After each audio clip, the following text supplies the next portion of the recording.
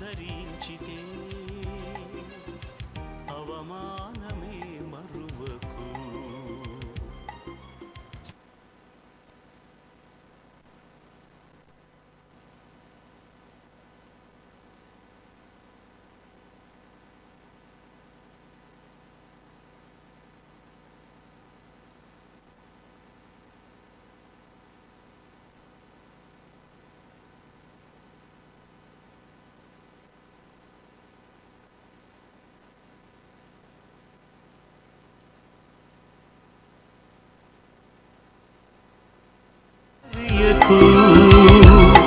ఆ క్రీస్తును ధరించిన నీ జీవితమే శోకమే చివరకు.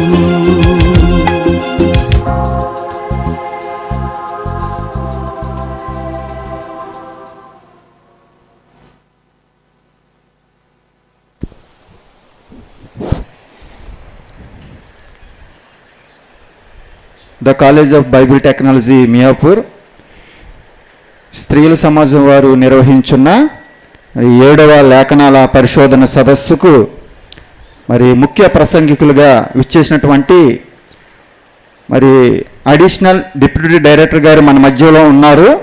వారు పైకి మరి మనం పిలుచుకోవాల్సినటువంటి సమయం వచ్చింది. వారు పైకి వస్తుండగా మీ అందరూ కూడా చప్పట్ల ద్వారా మీ యొక్క ఆనందాన్ని వ్యక్తపరచవలసిన కోరుచున్నాం.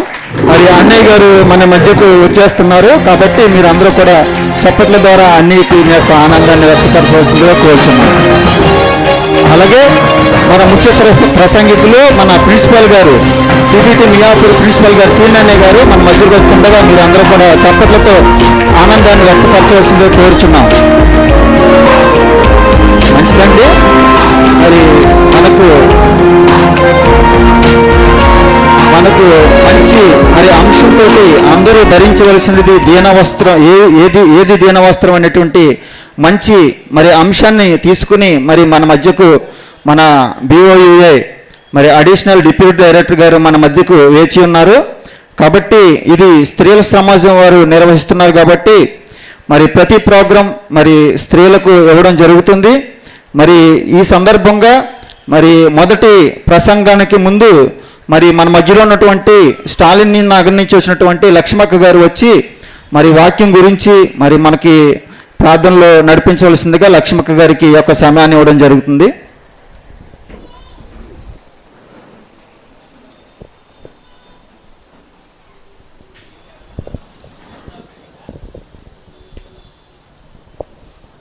చేరువచ్చిన మీ అందరికి నా వందనాలండి. ప్రార్థన చేసుకుందాం. పరలోకమందు ఉన్న మా కన్న తండ్రి, నీకు వందనాలు తండ్రి. గతకాలం అంతా దేవా మమ్మల్ని భయంకరమైన తెగుళ్ళ నుంచి మమ్మల్ని అందరినీ కాచి కాపాడి తండ్రి, నీ దయగలిగిన హస్తాల్లో మమ్మల్ని భద్రపరిచినందుకు నీ కృతజ్ఞతలు తండ్రి. మమ్మల్ని అందరినీ సజీవులుగా ఉంచి ఈ విధంగా నాయన స్త్రీలుగా మేమందరం నాయన తండ్రి మరొకసారి మమ్మల్ని అందరినీ ప్రేమించి మరొకసారి ఇలాంటి గొప్ప అవకాశాన్ని ఇచ్చినందుకు నీ కృతజ్ఞతలు చెల్లించుకుంటున్నాను తండ్రి. నాయన తండ్రి ఈ యొక్క సమయంలో సాయంకాల సమయంలో తండ్రి నీ మాటలు చెప్పడానికి ఎంతో దూరం నుంచి నీ కుమారుడు వచ్చి ఉన్నాగా తండ్రి క్షేమంగా మా మధ్యకి తీసుకొచ్చినందుకు నీకు వందనాలు తండ్రి. ఏ మాట అయితే తండ్రి మా బతుకు పుస్తకమైన బైబిల్లో నుంచి ఏ మాట అయితే నీ కుమారుడు నోటి నుంచి నువ్వు మాట్లాడాలని నాయన సిద్ధపరిచి ఉన్నావో ప్రతి మాట నువ్వు మాట్లాడుచున్నంగా తండ్రి నాయన నువ్వే నాతో మాట్లాడుతున్నావని ప్రతి ఒక్కరూ గ్రహించలాగా సహాయం చేయండి. చెప్పిన ప్రతి మాట మా హృదయంలో భద్రపరుచుకొని ఆ ప్రకారంగా నాయన ఫలించటానికి ఆత్మీయంగా ఫలించటానికి నీ సహాయము చేయండి. ఇంకా ఎవరైతే నాయన తండ్రి అయ్యా రావటానికి సిద్ధపడి ఉన్నారో వారందరూ త్వరపడి వచ్చి నీ మాటలు ఇలాగా సహాయం చేయమని అడుగుచు ఈ స్త్రీల నాయన ఈ విధంగా పెట్టించి నాయన స్త్రీలందరం మేము ఈ విధంగా కూడుకోవటానికి నువ్వు చేసిన మరొక నాయన భాగ్యానికే నీ కృతజ్ఞతలు చెల్లించుకుంటూ ఆది నుంచి అంతవరకు నీ నామ ఘనతకే జరుగులాగా సహాయం చేయమని యేసుక్రీస్తు నామంలో అడుగుచున్నాను తండ్రి, ఆమేన్.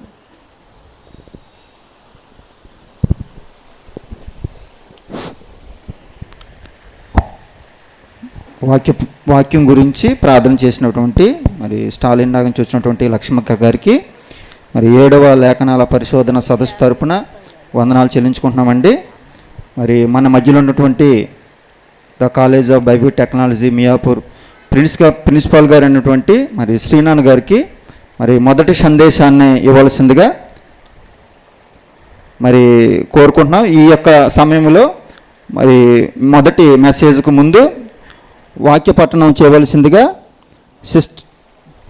సిస్టర్ లక్ష్మీ కుమార్ గారు వచ్చి ప్రసంగి 10వ అధ్యాయం 1 నుంచి 20 వచనాల వరకు మరి మన మధ్యలో ఉన్నటువంటి లక్ష్మీ కుమార్ గారు చదివి వినిపించవలసిందిగా కోరుచున్నాం.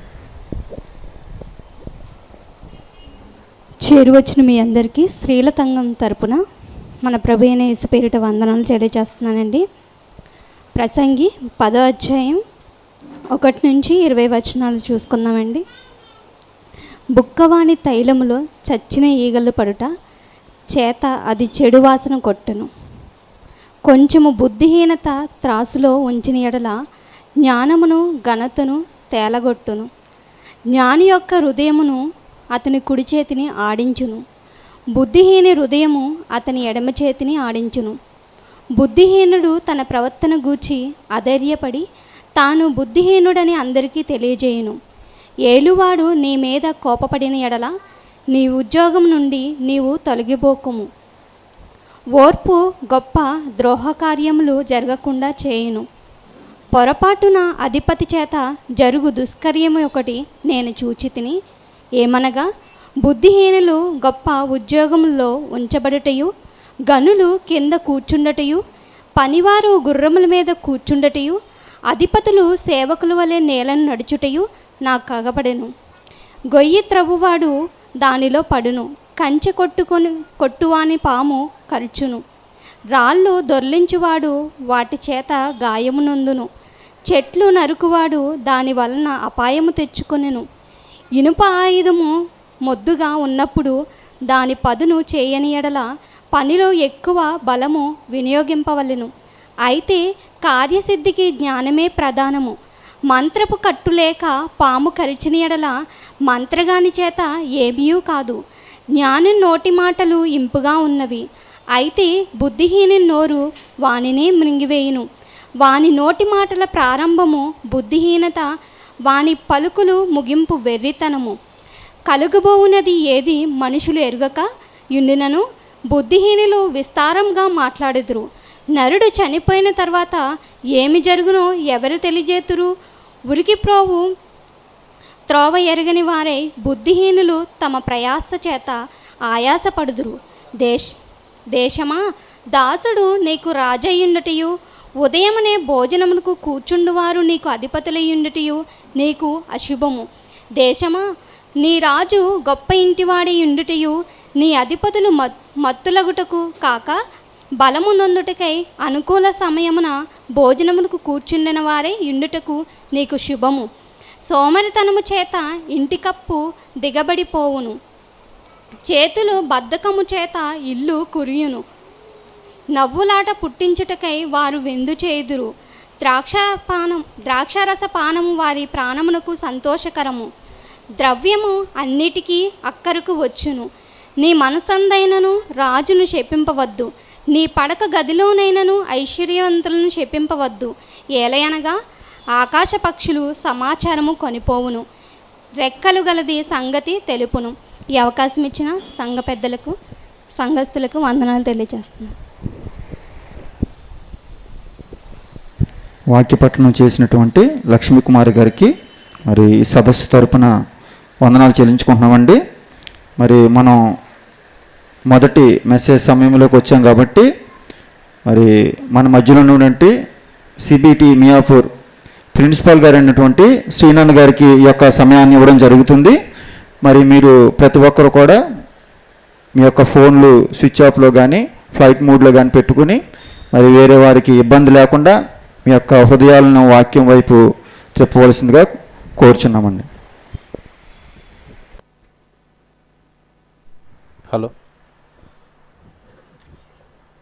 చేరువచ్చిన మీ అందరికీ క్రీస్తునామంలో నా శుభాభివందనాలు తెలియజేస్తున్నాను. ప్రార్థన చేసుకుందామండి. ప్రార్థన చేసుకుని వాక్యంలోనికి వెళదాం.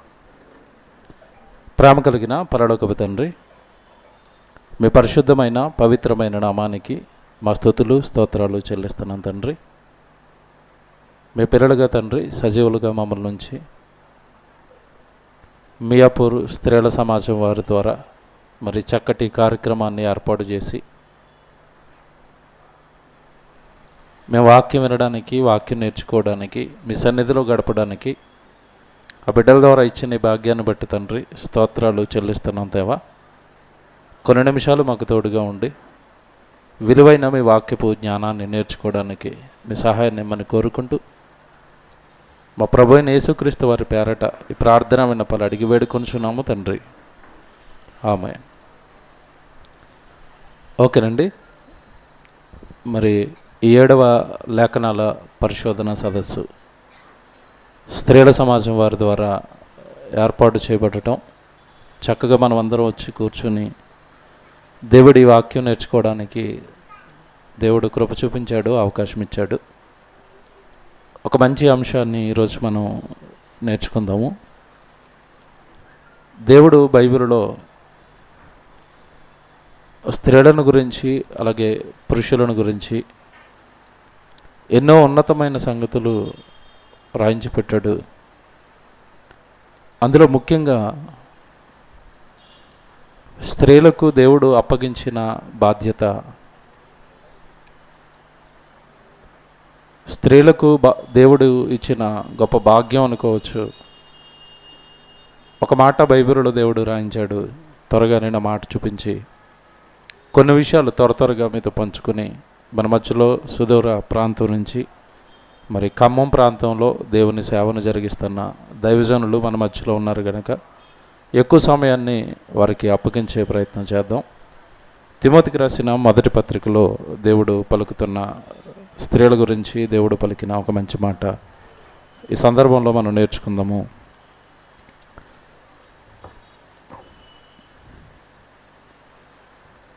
తిమోతికి రాసిన మొదటి పత్రిక 5వ అధ్యాయము 14వ వచనం ఒకసారి చూద్దాం.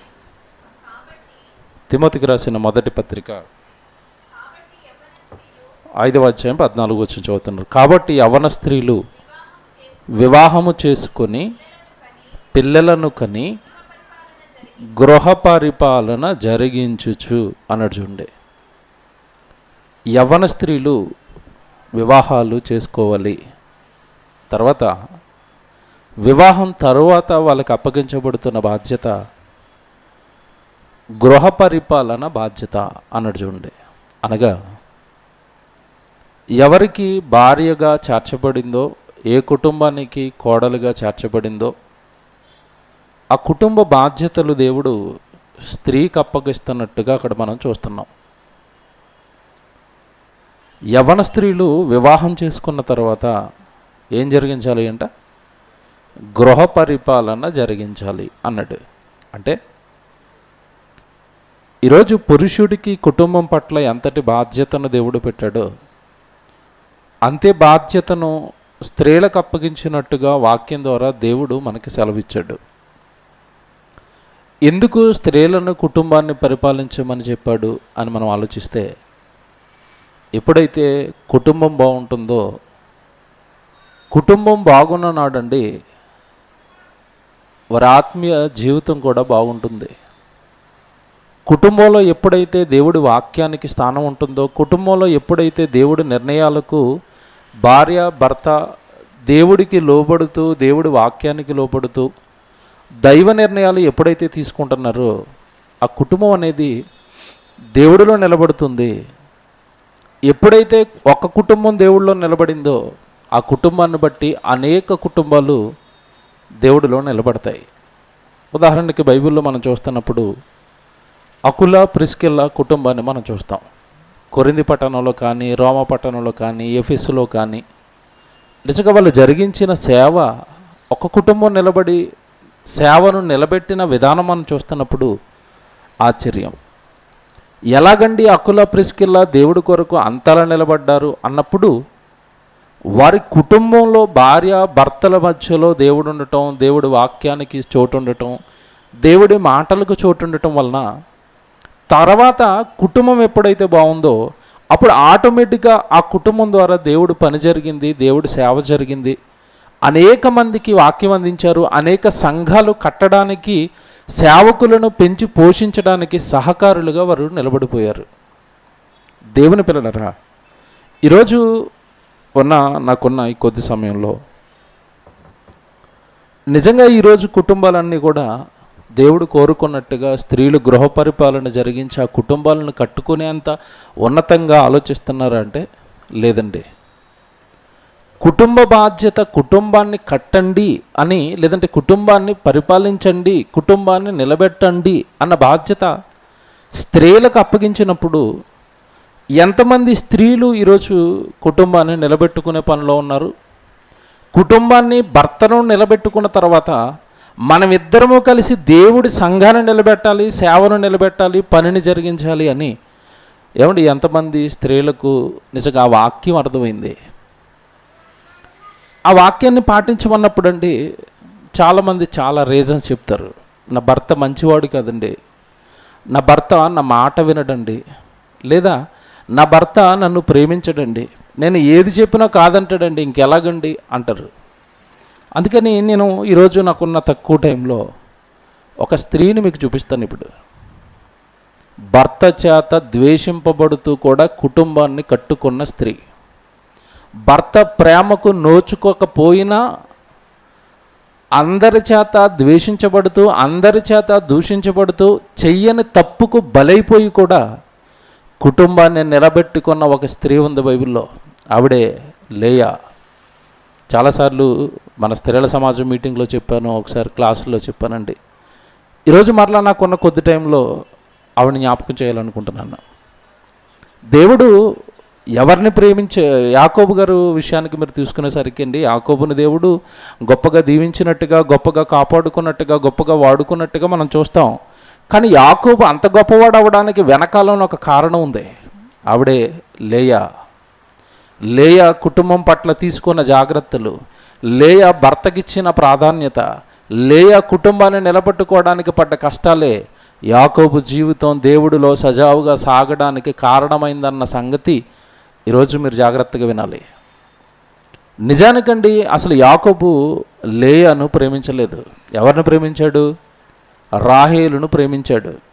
ఎందుకు లేయాని ప్రేమించలేదు, ఎందుకు రాహేలును ప్రేమించాడు అంటే యాకోబు చేసిన ఒక తప్పు ఉందండి. ఆ తప్పే యాకోబు సౌందర్యాన్ని చూశాడు, అందాన్ని చూశాడు, మోసపోయాడు. లేయా జబ్బు కళ్ళు కలిగిన స్త్రీ. రాహేలు చూడడానికి ఎలా ఉందంటే రూపవతి, సుందరి. వెంటనే ఇద్దరు ఆడపిల్లలను ఒకసారి చూసినా సరే ఈయన ప్రేమ ఎవరి మీదకి టర్న్ అయింది చెప్పండి? రాహేలు మీదకి. అందుకే అప్పుడప్పుడు చూడండి, పెళ్లి చూపుల్లో ఒక ఇంట్లో అక్క చెల్లెలు ఉన్నారనుకోండి, అక్కగారికి పెళ్లి చూపులు జరుగుతుంటే చెల్లిని ఏం చేస్తారు చెప్పండి? ఆవిడని ఆ రోజు అసలు ఆ ఇంట్లోనే ఉన్నవారు వేరే ఊరికి పంపించేస్తారు. ఎందుకు? పొరపాటున పెళ్లి కొడుకు కన్ను ఇటు టర్న్ అయింది అనుకోండి, అక్కొద్దు నాకు ఎవరు కావాలంటాడు? నిజంగా యాకోబు ఆ మామగారు, ఆయన లాబాను గారు ఈ జాగ్రత్త తీసుకోలేదో ఏమనిపిస్తుందండి. ఇద్దరిని చూడగానే లేయాకేమో జబ్బు కళ్ళు, రాహేల్ ఎలా ఉంది? రూపవతి, సుందరి. అంతే, ఈవిడే నా ప్రియురాలని ఫిక్స్ అయిపోయాడు. ఫిక్స్ అయిపోతే మామ అన్నాడు, ఊరకనే చెయ్యం మేము, నువ్వెవరో నాకు తెలీదు కనుక నువ్వు నా దగ్గర ఏం చేయాలి? 7 సంవత్సరాలు పని చేస్తే, కొలువు చేస్తే అప్పుడు నా కుమార్తెని నేను నీకు ఇస్తాను. ఇచ్చాడా? ముసుగేసి మోసం చేసి ఎవరిని ఇచ్చేశాడు? జబ్బు కళ్ళు కలిగిన లేయాని ఇచ్చేశాడు. ఏమంటే ఇక్కడ ఒకసారి మీరు ఆలోచించాలి. సంబంధం లేని పెళ్లిలోనికి వెళ్ళిపోయిందండి. ఎవరు? లేయా. ఎవరి మాట విని? తండ్రి మాట విని. ప్రేమించింది ఎవరిని అక్కడైనా? రాహేల్ని. ఈవిడని ఇచ్చి పెళ్లి చేస్తే ప్రేమించని అమ్మాయి భారీగా వస్తే ఏ భర్త అయినా చూస్తాడండి? చూస్తాడా? చూడలేదండి. ద్వేషించాడు, దూషించాడు, దూరం పెట్టేశాడండి. అసలు లేయని అసలు భార్యగా కూడా చూసేవాడు కదండి యాకోబు. ఏమన్నా అవన్నీ వచ్చిన వాళ్ళు ఇవ్వాలి, కానీ మనది ఫస్ట్ మెసేజ్ కదా, అన్నగారికి సమయం ఇచ్చేయాలని మీకు విషయం అంతా చెప్పుకుంటూ వెళ్ళిపోతున్నాను. ఇవన్నీ ఎక్కడున్నాయి అంటే మీరు చదువుకోండి. ఆదికాండం 29వ అధ్యాయము 16వ వచనం, 17వ వచనం, 18వ వచనం ఉండి లేయాని చూడటం, ఏమండి రాహేలు అందంగా ఉండటం వల్ల ప్రేమించటం, ఇదంతా ఇక్కడ ఉంటుంది. ఆదికాండం 29వ అధ్యాయం 16, 17, 18. తర్వాత రాహేలును బాగా ప్రేమించాడు, 20వ వచనం మీరు రాసుకోండి. ఆ తర్వాత 32, 30, 31, 32, 33, 34, 35 ఈ వచనాల్లో ఏముంటుంది అంటే ఎప్పటికీ భర్త ప్రేమ దక్కటం లేదండి. చెయ్యని తప్పుకు బలైపోయినట్టుగా మనం రాహేలును చూడొచ్చు. ఎందుకంటే నాన్నగారు వెళ్ళి వివాహం చేసుకోమన్నాడు, చేసేసుకుంది. ఇక్కడ ఏం జరుగుతుందంటే లేయాను పెళ్లి చేసుకున్న తర్వాత కూడా సర్లే నాకేదో మరి మోసం జరిగిపోయింది, ఇప్పుడు నాకు ఒక భార్యగా వచ్చేసింది కదా, ఇక నాకు చాలా అన్నాడా యాకోబు? లేదు, నాకు ఖచ్చితంగా ఎవరు కావాలి? రాహేలు కావాలంటున్నాడు. ఏమంటే వివాహం అయిన భార్య పక్కనుండగా మరొకరిని వివాహం చేసుకోవడానికి భర్త ఇంకొక 7 సంవత్సరాలు పనిచేస్తున్నాడంటే భార్య హృదయం ఎలాగుంటుంది మీరు చెప్పండి. ఆవిడ ఉండాల్సిన స్థానంలో ఆ స్థానం ఆవిడికి ఇవ్వకపోగా మరొకరి స్త్రీని వివాహం చేసుకోవడానికి, చెల్లెల్ని వివాహం చేసుకోవడానికి మరొక 7 సంవత్సరాలు ఏమంటే అక్కడ పని చేస్తున్నాడు అంటే నిజంగా తల్లి ఎలా తట్టుకుంది లేయా? అలాగనండి భర్త మీద ఏనాడు తిరగబడ్డం కానీ, కోపపడడం కానీ, ఆయన ఏదైనా దూషించటం కానీ, దూరం పెట్టడం కానీ, అసలు ఇలాంటి లక్షణాలు ఏవి కూడానండి లేయలో కనపడవండి. మీ ఆసక్తి కలిగిన వాళ్ళు రికార్డింగ్స్ ఉన్నాయండి లేయ కోసమే సుమారు 4-5 వారాలు చెప్పానండి. స్త్రీల సమాజం వాళ్ళ దగ్గర రికార్డింగ్స్ ఉంటాయి, వినండి. నిజంగా ఒక కుటుంబాన్ని నిలబెట్టుకోవాలంటే ప్రతి స్త్రీ కళ్ళ ముందు పెట్టుకోవాల్సింది ఈరోజు లేయనండి. భర్త దూషిస్తున్నాడు, తండ్రి వివాహం చేసి విడిచిపెట్టాడు, చెల్లి పోరు తట్టుకోలేకపోతుందండి. చెల్లి ఏమండి మాట్లాడితే అక్క మీద గొడవలు. ఇన్ని కష్టాల మధ్యలో, ఇన్ని కన్నీళ్ళ మధ్యలో ఆవిడ ఒకటే కోరుకుంటుందండి లేయ. ఏం కోరుకుంటుందో ఒక్క వచనం చూపిస్తాను. 33వ వచనం చూడండి ఒకసారి. ఆదికాండము ఏమండి 29, 33వ వచనం. ఆమె మరలా గర్భవతి అయి కుమారుని కని, చూసారా, నేను ద్వేషింపబడితినన్న సంగతి యెహోవా విన్నాడు కనుక ఇతనిని కూడా నాకు దయచేయననుకుని అతనికి సిమ్యోను అని పేరు పెట్టాను. ఏమైపోతుందంటే ఇక్కడ ద్వేషింపబడితినన్న సంగతి యెహోవా విన్నాడు. నేను ద్వేషించబడుతున్నాను. నా భర్త చేత ద్వేషం, నా చెల్లెల చేత ద్వేషం. నా జీవితం ఏంటి? చెయ్యని తప్పుకు బలై ఏమంటే భర్త నన్ను ప్రేమించకపోగా, భర్త నన్ను పట్టించుకోకపోగా నాకెందుకు ఈ కుటుంబం, నేను వెళ్ళిపోతాను, నా త్రోవ నేను చూసుకుంటాను, లేదంటే తండ్రితో గొడవలు పెడతాను వెళ్ళి, లేదంటే భర్త మీద గొడవలు పెడతాను. ఏమి లేవండి ఆవిడ జీవితంలో. పరిశుద్ధ స్త్రీలు అన్నాడు, అందుకే వెళ్ళినాయి, ఊరకనే అనలేదండి దేవుడు. కుటుంబాన్ని కట్టుకోవడానికి ఆవిడ పడుతున్న కష్టాలు, బిడ్డల్ని కంటుంది, బిడ్డని పట్టుకెళ్ళి భర్త దగ్గర పెడుతుంది. ఎప్పటికైనా నన్ను ప్రేమించయ్యా అని భర్తని ప్రాధేయపడుతుందండి. నీ ప్రేమ దక్కితే చాలు, నాకు నీ ప్రేమ దక్కితే చాలు, ఇంక నేను ఏమి కోరుకోవట్లేదు. యాకోబు గారు భర్త దగ్గర భార్య పెట్టుకుంటున్న వినపం ఏంటో తెలుసండి లేయా? నీ ప్రేమ దక్కితే చాలయ్యా, నాకు ఏమి వద్దంటుంది. నిజంగా ఈ గుణాన్ని చూసి ఆశ్చర్యపోయాడండి తండ్రి లేయాను చూసి. ఆత్మీయ సౌందర్యం కలిగినది లేయా, బాహ్య సౌందర్యం కలిగినది రాహేలు. మీకు 30వ అధ్యాయానికి వెళ్ళేసరికి పెద్ద గొడవ. రాహేలు, ఏంటి మా అక్కకి పిల్లల్ని కంటున్నావు, నాకు పిల్లల్ని కంటలేదు ఏంటి అంటది. మీకు తెలుసు కదా ఇది గొడవండి. రాహేలు కోప్పడిపోయాడు యాకోబు. ఎవడు ప్రేమించిన ప్రేమికుల మధ్య గొడవలు అక్కడ. రాహేలు ఏమైనా గొడవ పెట్టినట్టు, లేయా ఏమైనా గొడవ పెట్టినట్టుగా ఉందా? ఒక్క వచ్చిన చూపించండి. ఏముండదండి. మంచి భార్య అండి, లోబడే భార్య, ప్రేమించే భార్య, కుటుంబాన్ని కట్టుకోవటం ఎలాగో దేవుడి మీద ఆధారపడి ఏమండి నిజంగా దేవుడి పైన ఆనుకున్న బిడ్డండి లేయా. నిజంగా మీరు ఆశ్చర్యపోతారు. ఆవిడ జీవితం చక్కగా చదవండి టైం ఉన్నప్పుడల్లా. స్త్రీలందరూ ఎన్ని కష్టాలు వచ్చినా, ఎన్ని కన్నీళ్ళు వచ్చినా, ఎన్ని వేదనలు వచ్చినా దేవుడి పైన ఆనుకోవటం, నా భర్తని మార్చు అని ప్రాధేయపడటం, చివరికి భర్తను ప్రేమను కొట్టేసిందంటే చివరికి వెళ్ళేసరికి భర్త ప్రేమను ఎక్కువగా పొందుకున్నది ఎవరు అంటే లేయనండి. లేయాన్ని పాతి పెట్టిన చోటే నన్ను పాతి పెట్టండి అని చెప్పి చచ్చిపోతాడు యాకోబు. రాహేలుని మధ్యలో ఎక్కడో మార్గం మధ్యలో పాతి పెట్టేశారని విడిచేశాడు. దేవుని పిల్లలరా, ఇవన్నీ మీకు ఎందుకు జ్ఞాపకం చేస్తున్నానంటే అందరి చేత ద్వేషించబడుతూ దేవుని చేత ప్రేమించబడుతూ, ఇదిగో దేవుడు ఇందాక మీకు జ్ఞాపకం చేసాడు చూశారు తిమోతి పత్రికలో, మీరేం చేయాలంట? యవ్వన స్త్రీలు వివాహము చేసుకుని మీరేం చేయాలి? గృహ పరిపాలన, కుటుంబాన్ని కట్టుకోవాలి. ఎన్ని కష్టాలు వచ్చినా, ఎన్ని వేదనలు వచ్చినా దేవుడి పైన ఆనుకోండి. దేవుడు చెయ్యింది ఏముంటుంది? దేవుడికి అసాధ్యమైంది ఏముంది? మీ కుటుంబాన్ని కట్టుకునే బాధ్యత, భాగ్యం దేవుడు మీకు ఇచ్చాడండి. కట్టుకోవచ్చు. లేయ కట్టుకుంది. సుమారు 6 మంది పిల్లల్ని కన్నా పట్టించుకోవట్లేదండి. 6 పిల్లల్ని కన్నది. అయినా అప్పటికి దేవుడి ప్రేమ, ఏమండి, భర్త ప్రేమ దక్కని స్త్రీగా లేయ జీవితం మనకు కనబడుతుందండి. దేవుని పిల్లలరా, గోజాడిందండి, భర్తను గోజాడింది. మీ ప్రేమ దక్కితే చాలండి, నాకేమొద్దండి. అసలు ఎక్కడున్నారండి అలాంటి స్త్రీలు? ఎక్కడున్నారు ఈరోజు? భర్త ప్రేమ కోసం అంతలా పాకులాడేవారు ఎవరున్నారు? ఎందుకు పాకులాడుతుందో తెలుసండి లేయ? దేవుడు తెలుసు. భర్తకు లోబడమన్నాడు, భర్తను ప్రేమించమన్నాడు, భర్తకు విధేయులై బ్రతకమన్నాడు. అలా బ్రతికిన నాడు నా కుటుంబం నిలబడుతుంది, ప్రేమ నాకు దక్కుతుంది. యాకోబు కన్న పిల్లల్లో సింహభాగం అండి. సుమారు 8 మంది పిల్లల్ని లేయనే కన్నది. దీనా ఒక కుమార్తె, ఆవిడని కన్నది కూడా లేయే. ఏమండి, ఎంతగానో ప్రేమించిన రాహేలు కన్న పిల్లలు ఎంతమందో తెలుసండి? 2. ఆవిడ దాసికి పుట్టిన వాళ్ళు 2. మొత్తం ఆవిడ కౌంట్లో పడ్డది ఎంతమందో తెలుసా? 4. దేవుని పిల్లరా, లేయ జీవితం ఆదర్శం అండి. అందరి చేత ద్వేషించబడుతుంది, కానీ కేవలం కుటుంబాన్ని కట్టుకోవడానికండి ఆవిడ పడుతున్న కష్టాలు, కన్నీళ్ళు, వేదనలు మనం చూసినప్పుడు అండి నిజంగా సంబంధం లేని బాధను అనుభవిస్తూ కూడా కుటుంబాన్ని కట్టుకోవాలనుకుంటుంది.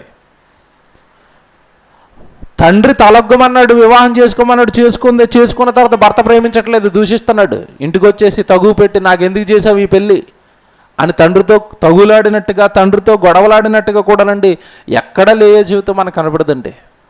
ప్రతి చోట చిన్న చూపే చూస్తున్నాడు యాకోబు లేయని. అయినా సరేనండి భరించింది. కేవలం భర్త ప్రేమ దక్కితే చాలనుకుని బ్రతికిందండి. భర్త ప్రేమ, భర్త ప్రేమ, భర్త ప్రేమ ఇదే కోరుకుంటుంది.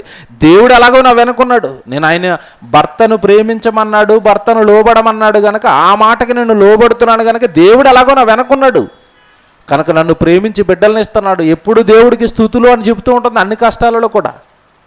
ఎవరు ప్రేమించకపోయినా, అందరూ దూరం పెట్టేసినా బిడ్డల్ని ఇస్తున్న దేవుడు మాత్రం స్తుతించటం మానదండి. ఒక వచనం మీకు చూపిస్తాను చూడండి. ఇప్పుడు చెప్తున్న మాట 34 వచనం ఒకసారి చూడండి. 34 వచనం. ఆమె మరలా గర్భవతి అయి కుమారుని కని తుదకు ఈసారి నా పెనిమిటి నన్ను హత్తుకొని ఉండును. ఈ వాక్యంలో మీకు ఏమర్థమవుతుంది?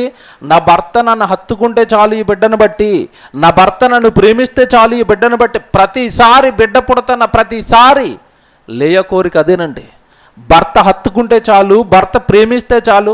ఏంటండి కుటుంబాల పట్ల వాళ్ళకున్న మక్కువ, కుటుంబాల పట్ల వాళ్ళకున్న ఇష్టం, కుటుంబాన్ని కట్టుకోవడానికి వాళ్ళకున్న కమిట్మెంట్. ఎందుకో తెలుసండి, వాళ్ళకు సత్యం తెలుసండి, మనకు అది తెలీదు. ఏం తెలుసా వాళ్ళకి సత్యం. యేసుప్రభు చెప్పాడు ఇది మనందరికీ. ఏంటది? దేవుడు జతపరిచిన వారిని మనుషులు వేరు చేయకూడదు. వివాహం జరిగింది అంటే ఎవరు జతపరిచారు? దేవుడు జతపరిచాడు. దేవుడు జతపరిచిన తర్వాత కష్టమైన, నష్టమైన, కన్నీళ్ళైనా, వేదనలైనా, భర్తది తప్పున్నా, భార్యది తప్పున్నా ఇద్దరు సర్దుకుని ఆ కుటుంబాన్ని ఏం చేయాలి? నిలబెట్టుకోవాలి. భర్త ప్రేమించకపోయినా నేను ప్రేమిస్తాను, పోయిందేముంది? భర్త పట్టించుకోకపోయినా నేను పట్టించుకుంటాను. నాలో ఉన్న మంచితనాన్ని చూసైనా నా భర్త మారడా? నిజంగా లేయ చేస్తున్న త్యాగం అండి. ఈసారి చూడండి, ఈసారి భర్త నన్ను హత్తుకుంటాడని అనుకుని చూడండి, తర్వాత మాట చూడండి ఏమన్నదో. అతనికి 3 కుమారులను కంటిననుకొనెను, అందుచేత అతనికి లేవి అని పేరు పెట్టెను. ఆమె మరలా గర్భవతి అయి కుమారుని కానీ ఈసారి యెహోవాను స్తుతించదని అనుకొని యోధా అని పేరు పెట్టెను. అప్పుడు ఆమెకు గర్భము కానుపు ఉడికిపోయింది. 4 పిల్లల్ని కన్నదండి అప్పటికి. లేవి, యోధా. ఇదేమండి, ఏ గోత్రంలో నుంచి అయితే యేసుక్రీస్తుల వారు వచ్చాడో ఆ యోధా గోత్రానికి మూల పురుషుడిని కన్నది ఎవరు ఇప్పుడు? లేయా. భర్త పట్టించుకోకపోయినా దేవుడిస్తున్న ఆధిక్యత మీరు చూడండి లేయకి. యోధా వంశం అనేసరికి ఎంత పేరండి. యోధా గోత్రపు సింహం యేసుక్రీస్తుల వారి పేరు, ఆ మూల పురుషుడిని కన్నది ఈ తల్లే, లేయా. లేవీలు యాజకులు వచ్చారు, దేవుడి తరపున పనిచేసే యాజకులు వచ్చిన లేవీ గోత్రాన్ని కన్నది ఈ తల్లే. అంటే ఒక పక్క భర్త ప్రేమించకపోతున్నా దేవుడి మీద ఆధారపడినందుకు దేవుడు చూపుతున్న కృప, దేవుడు చూపుతున్న తోడు ఎంత బాగుందో చూడండి లేయా జీవితం పట్ల. దేవుని పిల్లలారా, మనుషులను మార్చటం వాక్యాన్ని పాటిస్తే చాలా ఈజీ అండి. మార్చేసింది దేవుడు చివరికి. నువ్వు ఉంటే చాలు అన్న స్థితికి తీసుకొచ్చింది భర్తను.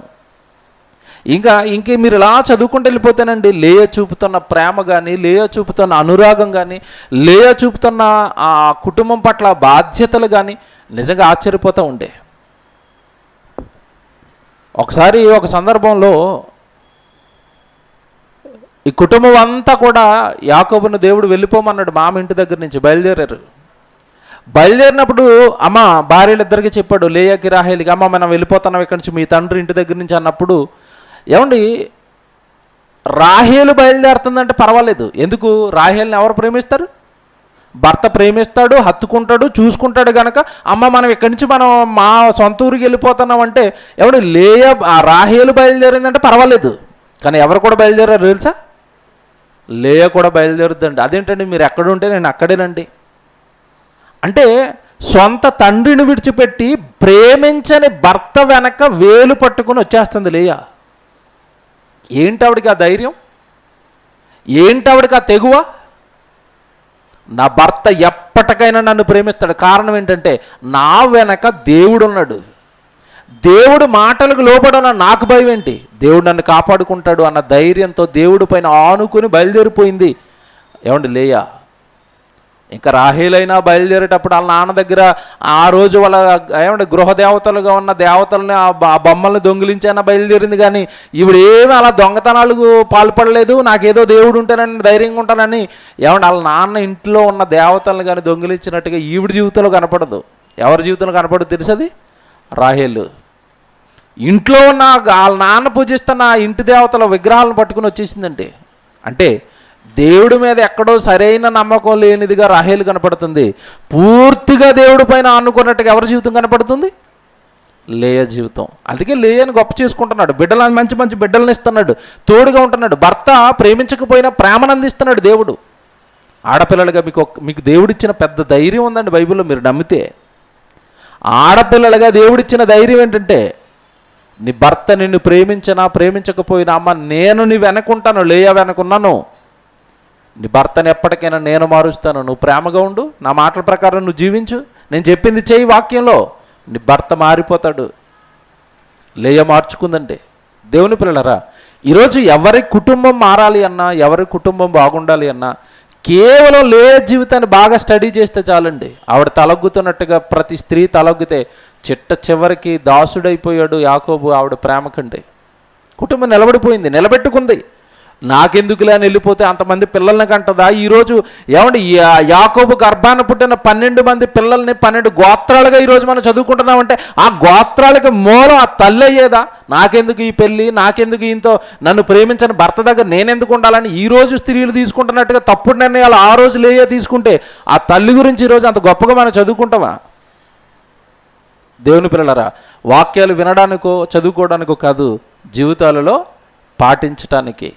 కనుక గృహ పరిపాలన ఆ బాధ్యత దేవుడు ప్రతి స్త్రీ పైన పెట్టాడు.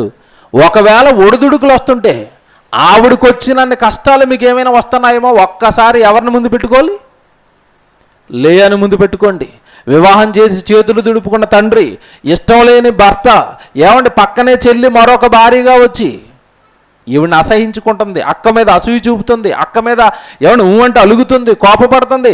ఎవ్వరి ప్రేమ లేదండి లేయకి. అయినా నిలబడుతుంది దేవుడి పైన ఆనుకుని. అలా నిలబడిన ప్రతి కుమార్తె వెనక కన్నతండ్రి దేవుడు ఉంటాడు, మర్చిపోకండి. దేవుని పిల్లలారా, ఇలా ప్రతి స్త్రీ కుటుంబాన్ని కట్టుకుంటే ఆ కుటుంబం దేవుడిలో నిలబడుతుంది. దైవ కార్యక్రమాలు ఆ కుటుంబం ద్వారా జరుగుతాయి. మీ ఇద్దరిని జతపరిచినందుకు దేవుడు ఎబ్రీ పత్రికలు అన్నాడు కదా, వివాహం అన్ని విషయములలో అప్పుడు అవుతుంది ఘనమైనది. ఎప్పుడు? మీరు మీ కుటుంబాన్ని నిలబెట్టి మీ కుటుంబం ద్వారా దేవుడు పని జరుగుతూ మీ నుంచి వచ్చిన గర్భఫలాలు ఎప్పుడైతే దేవుడు పనిలో వాడబడుతున్నాయో, మీ నుంచి వచ్చిన గర్భఫలాలు బిడ్డలు ఎప్పుడైతే ఆ దేవుడు మాటలు నేర్చుకుంటున్నారో అప్పుడు ఆ వివాహం ఏమవుతుంది? ఘనమైన వివాహం అవుతుంది. ఓకే అండి.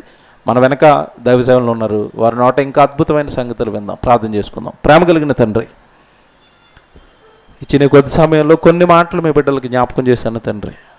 ప్రతి స్త్రీ ప్రతి పురుషుడు వినవలసిన సంగతులు మా కుటుంబాలను మేము నిలబెట్టుకోవాలి తండ్రి. భార్య భర్త ప్రేమానురాగాలు కలిగి కుటుంబాన్ని నిలబెట్టుకుంటేనే ముందు మా కుటుంబం నిలబెడితే తండ్రి, తర్వాత మీ సేవలోనికి మా కుటుంబం వస్తుంది, మీ పనిలోనికి మా కుటుంబం వస్తుంది. మా కుటుంబాలే బాగోనప్పుడు, మా కుటుంబాలలోనే సఖ్యత లేనప్పుడు, మా కుటుంబాల్లోనే సమాధానం లేనప్పుడు మీ సేవను జరిగించటం, మీ పనిలో ముందుకు వెళ్ళటం కష్టమవుతుంది తండ్రి. స్త్రీని పురుషుడిని భార్య భర్తలుగా జతపరిచిందే మీ పని కోసం అయితే ఈరోజు ఆ కుటుంబాలను కట్టుకోవటం, కుటుంబాలలో సఖ్యతను సంపాదించటమే ఈరోజు లేకుండా చేసింది సాతాను తండ్రి. దేవా, మరి మీ బిడ్డలు విన్న ఈ కొన్ని మాటలు లేయా జీవితాన్ని ముందు పెట్టుకుని కుటుంబాలను కట్టుకుని తండ్రి, ఆ కుటుంబాలన్నీ దేవుడు మీ పనిలో నిలబడడానికి విరివిగా మీ సువార్తను జరిగించడానికి మీ తోడు నిమ్మని దేవా, మరి మీ కుమార్తెలు అందరూ కలిసి జరిగిస్తున్న ఈ ఘనమైన కార్యాన్ని బట్టి స్తోత్రాలు చెల్లిస్తూ మొట్టమొదటిసారి తండ్రి మరి స్త్రీల సమాజం వారి మొట్టమొదటి కార్యక్రమాన్ని ఈ దిగ్విజయంగా గొప్పగా జరిగిస్తున్నందుకు స్తోత్రాలు చెల్లిస్తూ సుదూర ప్రాంతం నుంచి తండ్రి మరి దైవజనులు మా మధ్యలోనికి నడిపించినందుకు మీకు మరొకసారి మస్తతులు చెల్లిస్తూ ఆయన నోట విలువైన సంగతులు మా అందరికీ వినిపించమని అర్థిస్తూ ప్రార్థిస్తూ మా ప్రభు అయిన యేసుక్రీస్తు వారి పేరటి ప్రార్థన విన్నపాలు అడిగి వేడుకొనుచున్నాము తండ్రి. ఆమేన్. అందరికీ వందనాలు. Thank you.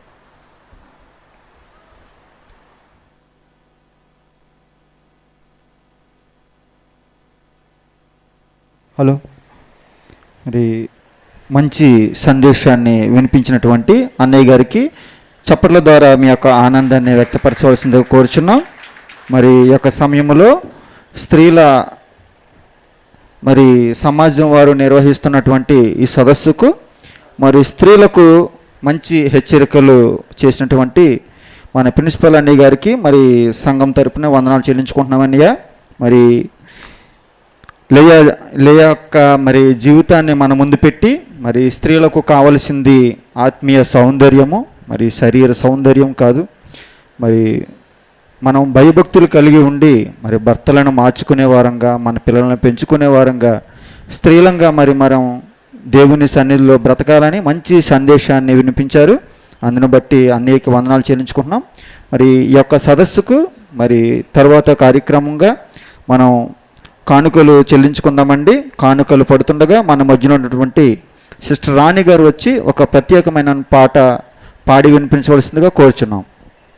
సిస్టర్ రాణి గారు వచ్చి మరి ముఖ్య సందేశం ముందుగా సిస్టర్ రాణి గారు వచ్చి ఒక ప్రత్యేకమైన పాట పాడి వినిపించవలసిందిగా కోరుచున్నాం.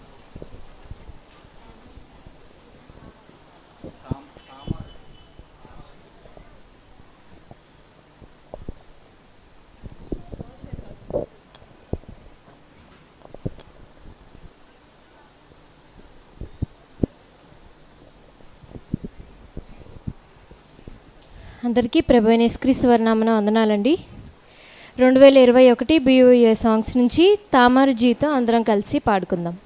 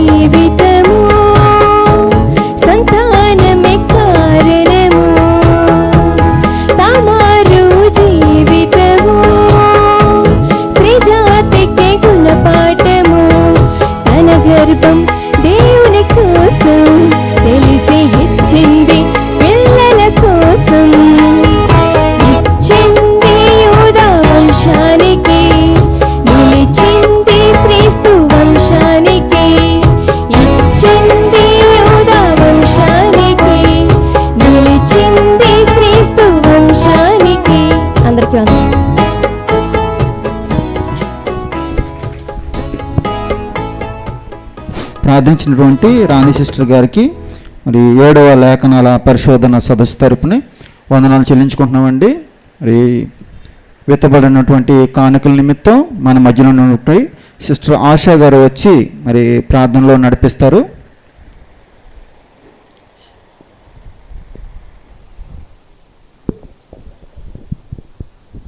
కళ్ళు మూసుకున్నట్లయితే ప్రార్థన చేసుకుందామండి. మా ప్రియపరలోకపు మా కన్న తండ్రి, మీ నామానికి వేలాది వందనాలు, కృతజ్ఞత స్తుతులు తండ్రి. నాయనా మమ్మల్ని సజీవ లెక్కలో ఉంచి ప్రభా, ఈ దినం నుంచి నాయనా స్త్రీలుగా మా అందరికీ వాక్యం నేర్చుకోవడానికి నాయనా మీరు ఇచ్చిన అర్హతను బట్టి తండ్రి, ఈ రోజు నాయనా ఏర్పరచుకున్న దాని విధానాన్ని బట్టి నీకు కృతజ్ఞతలు తెలియపరచుకుంటున్నాం తండ్రి. నాయనా ప్రభా, లేయా జీవితం తండ్రి మా అందరికీ ఒక ఆదర్శంగా నైనా మేము తీసుకొని నైనా మా బిడ్డల్ని మా భర్తల్ని మార్చుకొని నీ యొక్క కృపలో నా తండ్రి మా పిల్లల్ని పెంచుకొని నీకు అప్పగిచ్చే భాగ్యాన్ని మా అందరికీ కూడా అనుగ్రహించమని అడుగుచున్నాం తండ్రి. విన్న వాక్యాన్ని విడిచిపెట్టేవారిగా కాకుండా క్రియల్లో పెట్టేవారుగా మేమందరం ఉండేలాగా సహాయం దయచేయమని అడుగుచున్నాం తండ్రి. నైనా ప్రతి వారు తండ్రి వారి కలిమిలో నైనా గుప్పిళ్ళు విప్పి ఉన్నారు తండ్రి. నైనా నీ సేవ నిమిత్తం వాడబడే కృపను అనుగ్రహించమని అడుగుచున్నాం తండ్రి. విప్పిన ప్రతి గుప్పిళ్ళని మీరు జ్ఞాపకం చేసుకునండి ప్రభా. నైనా వారందరికీ నైనా రావాల్సిన మేలులను దీవులను మీరే అందించమని అడుగుచు ఈ ప్రార్థన యేసుక్రీస్తు వారి నామంలో అడిగి వేడుకొంచున్నాము తండ్రి. ఆమేన్.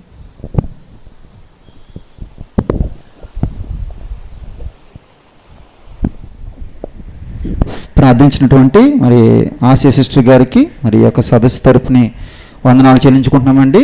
మరి ఇప్పటికే సమయం 9 కావస్తుంది. మరి ఇప్పటికే సమయం మించిపోతుంది కాబట్టి మనం ముఖ్య సందేశంలోకి వెళ్ళిపోదామండి. మరి మన మధ్యలో ఉన్నటువంటి మరి Bible open university international additional deputy director గారు ఉన్నటువంటి మరి రాంబాబు గారు మరి మీ అందరికీ పరిచయస్తులే. మరి ఇంతకుముందు చాలా కాలము మరి మియాపు జేబీఆర్సీ ఉన్నప్పుడు ఆయన మరి మనకి వాక్యం వినిపించడానికి వచ్చారు. మరి చాలా కాలం తర్వాత మరి స్త్రీల సమాజం మరి నిర్వహించున్న 7వ లేఖనాల పరిశోధన సదస్సుకు మరి వాక్యం వినిపించాలని అన్నీ గారు ఫోన్ చేయడం, మరి ఆయన మరి ఒప్పుకోవడం చాలా సంతోషం. ఆయన మన మధ్యలో మరి ఉన్నారు. మరి మీ అందరికీ తెలుసు, BOUI నుండి విడిపోయినటువంటి వారు కానీ మరి మత ఛాందస్యవాదులు కానీ మరి BOUIకి వ్యతిరేకంగా ఎవరైనా వాక్యానికి విరుద్ధంగా మాట్లాడుతున్నారంటే మొదట స్పందించేది మన రాంబాబు అన్నయ్య గారని చెప్పక తప్పదండి. మరి వాక్యాన్ని ముందు పెట్టి మరి జీవ గ్రంథం ద్వారా మరి లేఖనాల్ని మరి వివరించి వారికి సత్యవాక్యంతో వాక్యాన్ని ఖండించడమే కాకుండా మరి ప్రేమతోటి సాత్వికంతో వారికి సమాధానం చెబుతూ మరి ప్రపంచంలో దేవుడు ఏర్పరచుకున్న ఈ యొక్క సార్వత్రిక సంఘానికి మచ్చ లేకుండా మరి BOUIని ముందుకు నడిపిస్తున్న వారిలో మన రాంబాబు అన్నయ్య గారు ముందుగా ఉన్నారని మరి చెప్పక తప్పదండి. మరి ఈ యొక్క సందర్భంలో మరి స్త్రీల సమాజం వారు నిర్వహించున్న మరి యొక్క మరి సదస్సుకు మరి మనకు సమయం ఇచ్చినటువంటి మరి అన్నయ్య గారికి వందనాలు చెల్లించుకుంటూ మరి మంచి అంశాన్ని మనకి తీసుకొచ్చారండి. అందరూ ధరించుకోవాల్సిన దీనవస్త్రం. మరి ముఖ్య సందేశంలోకి మనం సమయంలోకి వచ్చాం కాబట్టి మీ యొక్క మరి ఫోన్లు స్విచ్ ఆఫ్లో కానీ ఫ్లైట్ మోడ్లో పెట్టుకుని మరి వాక్యాన్ని మరి వినవలసిందిగా కోరుకుంటూ మీ యొక్క ఈ యొక్క సమయాన్ని అన్నయ్య గారికి ఇవ్వడం జరుగుతుందండి. వందనాలండి.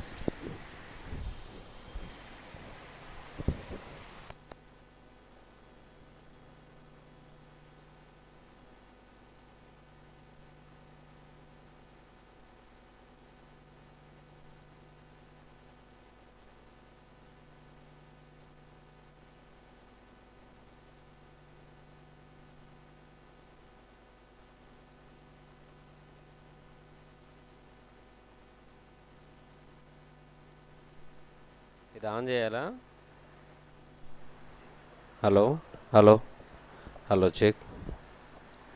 హలో పెంచండి కొంచెం వాల్యూమ్. హలో వినపడుతుంది అందరికీ? ఇంతే వస్తుందా సౌండ్? ఇంకా రాదా? ఎవరు స్పీకర్స్? ఓకే ఓకే, కొంచెం వీలైతే కొంచెం పెంచే ప్రయత్నం చేయండి. ఓకేనా? మరి దేవునికి స్తోత్రం. ప్రార్థన చేసుకొని మరి కార్యక్రమంలో ముందుకెళ్దాం. ప్రేమగల దేవ, మీకే వందనాలు. మిమ్మల్ని ప్రేమించి మీ పిల్లలతో కలిసి ఉండటం మీరు మాకు ఇచ్చిన మహాభాగ్యం.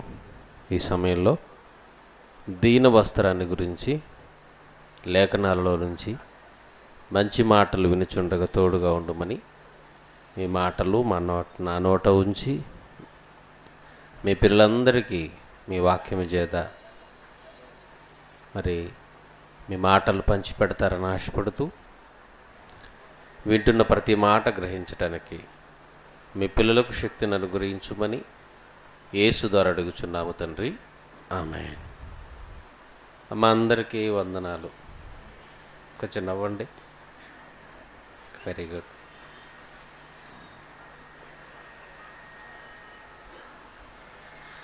చాలా సంతోషం. మియాపూర్ సిబిటి కళాశాల స్త్రీల సమాజం వారు ఈ ప్రత్యేక సెమినార్ ఏర్పాటు చేశారు అని నాకు మీ ప్రిన్సిపల్ గారు తెలియజేశారు. అందును బట్టి మరి నా చెల్లెళ్ళు అక్కలైన స్త్రీలందరికీ ముఖ్యంగా మరి యేసుక్రీస్తు నామములో నా బ్లెస్సింగ్స్ గ్రీటింగ్స్ తెలియజేస్తున్నాను. చాలా సంతోషం. మీలాంటి స్త్రీలు ముందుకు రావాలని నా మనస్ఫూర్తిగా కోరుకుంటున్నాను. ఇందాక మీరు నా కోసం చప్పట్లు కొట్టారు కదా, ఏదో వీరున్నాను. అసలు నా కోసం కాదు, ఇప్పుడు మీకోసం మీరు కొట్టుకోవాలి చప్పట్లు. ఒకసారి కొట్టండి.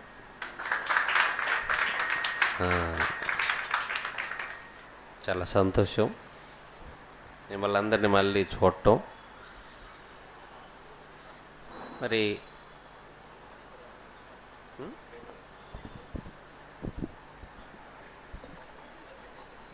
ఇట్లా పెట్టినా ఓకే, దగ్గరగా ఉంటే బాగా వస్తుందా? అంతేనా? ఓకే.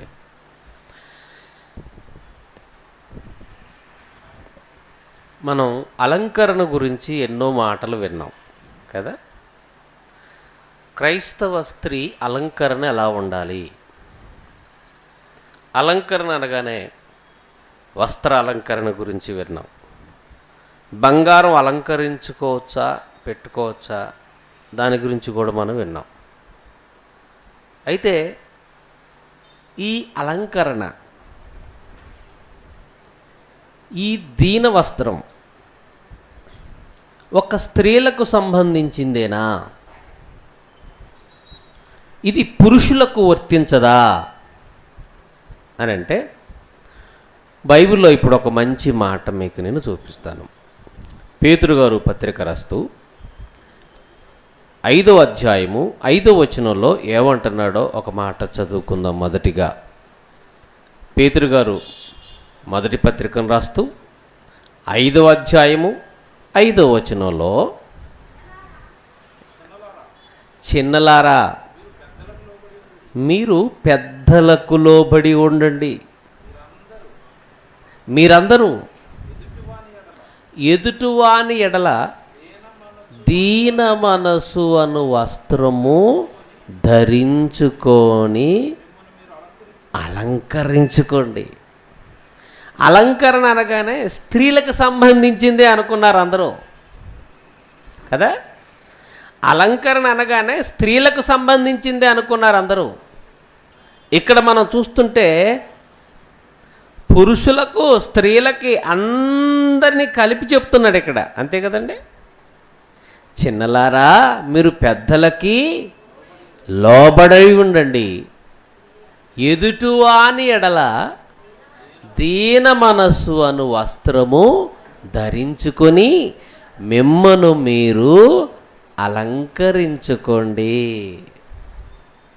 దీన మనసు అను వస్త్రము అన్నాడు చూడండి. దీన మనసు అనంటే ఒబీడియన్స్ అంటారు, లోబడటం అంటారు, విధేయత అంటారు. మీకు అర్థమైందండి? మనకున్న జబ్బు ఏంటంటే అదే. మనకున్న జబ్బు ఏంటంటే మనం ఎవరి మాట వినం, ఎవరికి ఎవరు లోబడరు. మనంతా బాసుల ఫీల్ అయిపోతుంటాం కదండి ఒక్కొక్కసారి. కాబట్టి మనం బాసులం కాదు, దాసులం అన్న సంగతి ఈ పాట వింటే అర్థమవుతుంది. నీకు అర్థమవుతుందా? మనం బాసులం కాదు, ఎవరు స్త్రీలైనా పురుషులైనా ఎవరికెవరు బాసుల్లా ఫీల్గా మాకండి, దాసుల్లా ఫీల్ అవ్వండి, బాగుంటుంది. కాబట్టి ఎదుటివాని ఎడల అంటే మీ ముందు ఎవరున్నారు, మీ తోటి ఎవరుంటున్నారు, మీతో కలిసి ఎవరుంటున్నారు, మనుషులందరి ఎడల మీరు దీన మనసు కలిగి ఉండండి అంటున్నాడు. చూడండి, ఆ దీన మనసును వస్త్రము ధరించుకోండి, దీన వస్త్రము ధరించుకోండి, మిమ్మును మీరు అలంకరించుకోండి. అంటే అలంకరణ అనగానే స్త్రీలకు మాత్రమే సంబంధించింది. ఇక వాళ్ళే అలంకరించుకోవాలా లేదా చెప్పేసాం, అయిపోయింది, మాకేం పర్వాలేదు అని మీరు పురుషులు మీరు అనుకుంటున్నారా? మీరు కూడా అలంకరించుకోవాల్సింది, మీరు కూడా ధరించుకోవాల్సిన ఒక వస్త్రం ఉంది, అదే దీన మనసను వస్త్రం. ఈ వస్త్రం కంటికి కనిపించదు, ఇది ఆత్మీయ వస్త్రం, ఇది ఆత్మ సంబంధమైన వస్త్రం. దీన మనసు అన్నది క్యారెక్టర్, ఒక మంచి గుణం. ఏమండి? కాబట్టి ఇది మనిషి క్రైస్తవ జీవితంలో ప్రతి ఒక్కరికి ఉండవలసినటువంటి ఆత్మీయ వస్త్రము, అదే దీన వస్త్రము. మనం గతంలో ఎన్నో మాట్లాడినాం స్త్రీల గురించి. ఏం మాట్లాడినాం? కొన్ని మీకు నేను జ్ఞాపకం చేస్తాను. ఈ పాఠంలో ప్రవేశించడానికి మునుపు కొన్ని మాటలు మీకు నేను జ్ఞాపకం చేస్తాను. చూస్తారా? ఒక్కసారి ఒక మంచి మాట చూద్దాం. మొదటి మాటగా ఏమండి, తిమోతి మొదటి పత్రిక 2వ అధ్యాయం 10వ వచనము.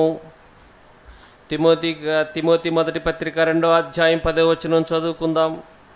చూడండి ఏమంటున్నారు అక్కడ. దైవభక్తి గలమాను చెప్పుకొని స్త్రీలకు తగినట్లుగా సత్క్రియల చేత మీరు మిమ్మల్ని మీరు తమ్మును తాము అలంకరించుకోండి. ఓ స్త్రీలారా, దైవభక్తి గలమారమని చెప్పుకొని స్త్రీలకు తగినట్లుగా మీరు సత్క్రియల చేత మిమ్మును మీరు అలంకరించుకోండి. దైవభక్తి గలవారమని చెప్పుకొని స్త్రీలకు తగినట్లుగా. దైవభక్తి కలిగినటువంటి స్త్రీలు ఏం చేశారు? వారు సత్క్రియల చేత వారిని వారు అలంకరించుకున్నారు. అలంకరణ అనగానే బాహ్య సంబంధమైన అలంకరణ గురించి ఎక్కువగా ఆలోచిస్తున్నారు. ఆత్మ సంబంధమైన అలంకరణ గురించి ఏ ఒక్కరూ ఆలోచించటం లేదు. నా చెవులు ఖాళీగా ఉన్నాయి, కమ్మలు ఎత్తేద్దామా, అది కూడా రకరకాల డిజైన్లు ఎత్తేద్దామా అనుకుంటున్నారు కొంతమంది. ఈ ముక్కు ఖాళీగా ఉంది, ముక్కుకు ఏదైనా గట్టిది పెట్టేద్దామా అని అనుకుంటున్నారు కొంతమంది. ఈ మెడ ఖాళీగా ఉంది, మెల్ల ఏదైనా వేసేద్దామా అనుకుంటున్నారు కొంతమంది. ఏమంటే ఇలా అలంకరణ అంటే బాహ్య అలంకరణ గురించి ఆలోచించుకుంటున్నారు. కానీ దైవభక్తి గలవారమని చెప్పుకొని స్త్రీలకు తగ్గినట్టుగా సత్క్రియల చేత మిమ్మును మీరు ఆత్మ సంబంధంగా అలంకరించుకోండి. అదే నిజమైన అలంకరణ అన్నాడు. క్రియల చేత, సత్క్రియల చేత అలంకరించుకోవాలి. ఇది ఒక రకమైన అలంకరణ.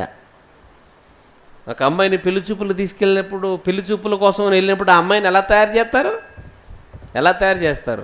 నేను అచ్చం పల్లెటూరు ప్రాంతంలో ఎక్కువ పరిచర్య కోసం వెళుతూ ఉంటామండి. మా ప్రాంతాలు ఎలా ఉంటుందో చెప్పమంటారా? మీకు అర్థమయ్యే భాషలో పచ్చిగా చెప్తాను. మీకు అర్థమయ్యే భాషలో ఎలాగ ఉంటుందో తెలుసు అంటే, ఈ ఇంట్లో గొలుసు వస్తుంది, ఈ ఇంటి నుంచి శారీ వస్తుంది.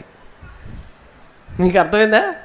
పెళ్లి చూపులకు తయారు చేసే అమ్మాయి పరిస్థితి ఎలా ఉంటుందో తెలుసా? గొలుసు ఏమో ఇంటిది, శారీ ఏమో ఈ ఇంట్లోది, నెక్లెస్ ఈ ఇంట్లో నుంచి వస్తుంది. ఇంటి చుట్టూనే అన్నీ తీసుకొచ్చి అమ్మాయి మీద వేస్తారు, గొప్పగా అలంకరించేస్తారు. తీసుకొచ్చి అక్కడ కూర్చోబెడితే ఇక చూడండి ఆయన చూడంటే వాడు చూసి గొలుసు బాగానే ఉంది పర్లేదు అనుకుంటాడు. కానీ వాళ్ళకి కాలం సంగతి తెలియదు ఆడికి. నీకు అర్థమైందా? గొలుసు ఆమెది కాదు, కట్టుకున్న శారీ కూడా ఆవిడది కాదు, నెక్లెస్ ఆవిడది కాదు, కమ్మలు ఆవిడ కాదు, అసలు ఆమె ఏమీ కాదు, ఆమె తప్ప ఇంకేమీ ఆమెది కాదు. ఆడు చూసిందల్లా అట్నే, ఓకే బాగుంది, నైస్గా ఉంది, సూపర్, మాట్లాడండి అంటాడు. పెళ్ళైన తర్వాత తెలుస్తుంది అవన్నీ నాయి కావని, అమ్మాయి కావని. అర్థమైందా? ఇలా లోక సంబంధమైన మనుషులు శరీర అలంకరణ గురించి ఆలోచించినట్టు క్రైస్తవ స్త్రీలు ఆలోచించకూడదు, పురుషులు కూడా ఆలోచించకూడదు. ఏమండి? ఇదొక రకమైన అలంకరణ. ఇంకొక అలంకరణ మనం చూడగలిగితే పేతురు గారు పత్రిక రాస్తూ 3వ అధ్యాయము, పేతురు గారు పత్రిక రాస్తూ ఏమంటున్నాడు? మొదటి పత్రిక 3వ అధ్యాయము 5వ వచనము 5వ వచనం చదువుదామా? అటువలే పూర్వము దేవుని ఆశ్రయించిన పరిశుద్ధ స్త్రీలు తమ సపురుషులకు లోబడి ఉండుట చేత తమ్మును తాము అలంకరించుకొనిరి. ఇది కూడా ఆత్మ సంబంధమైన అలంకరణే, శరీర సంబంధమైన అలంకరణ కాదు. తమ స్వపురుషులకు లోబడి ఉండుట చేత, విధేయులగుట చేత తమ్మును తాము అలంకరించుకొనిరి. నా దృష్టిలో అందమైన భార్య ఎవరు తెలుసా? భర్తకు లోబడే భార్య అందమైన భార్య.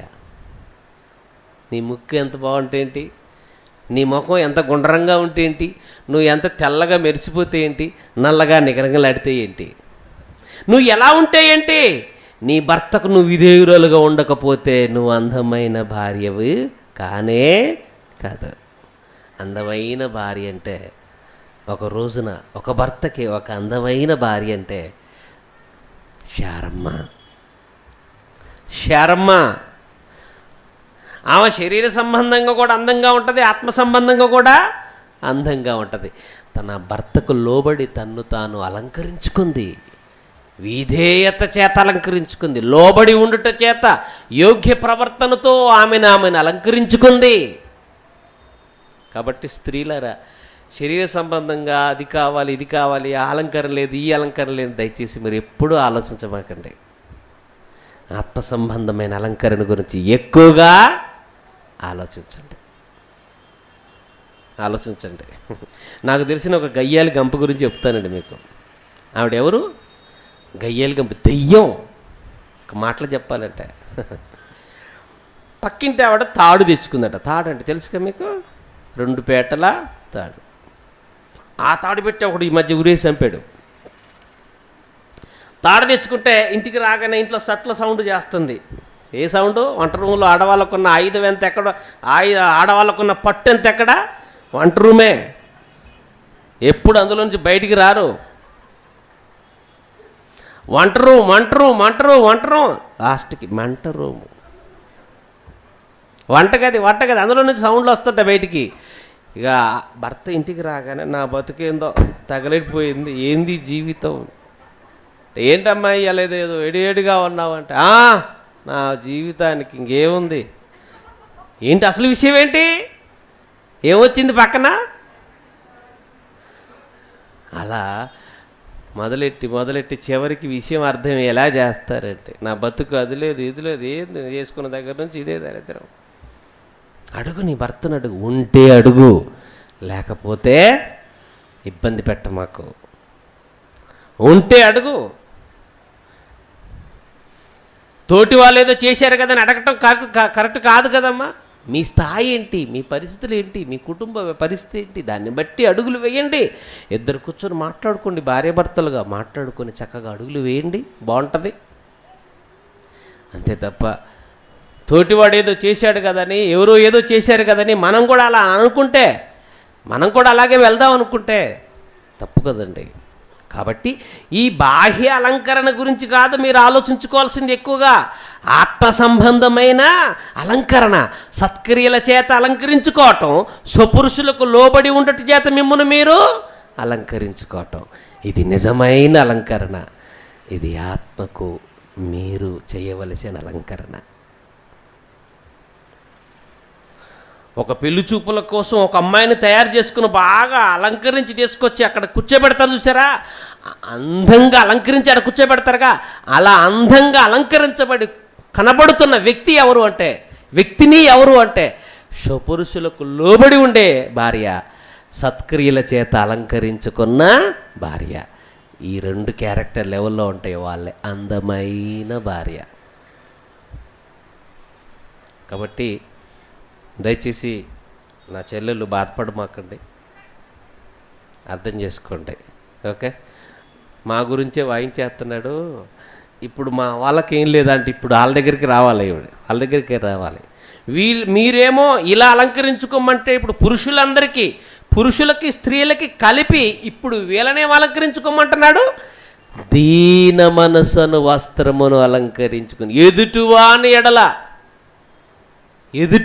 ఎడల ఎలా ఉంటుంది మన బిహేవియర్ ఎదుటివాడితో? ఎలా మాట్లాడేటప్పుడు ఎలా మాట్లాడతామండి?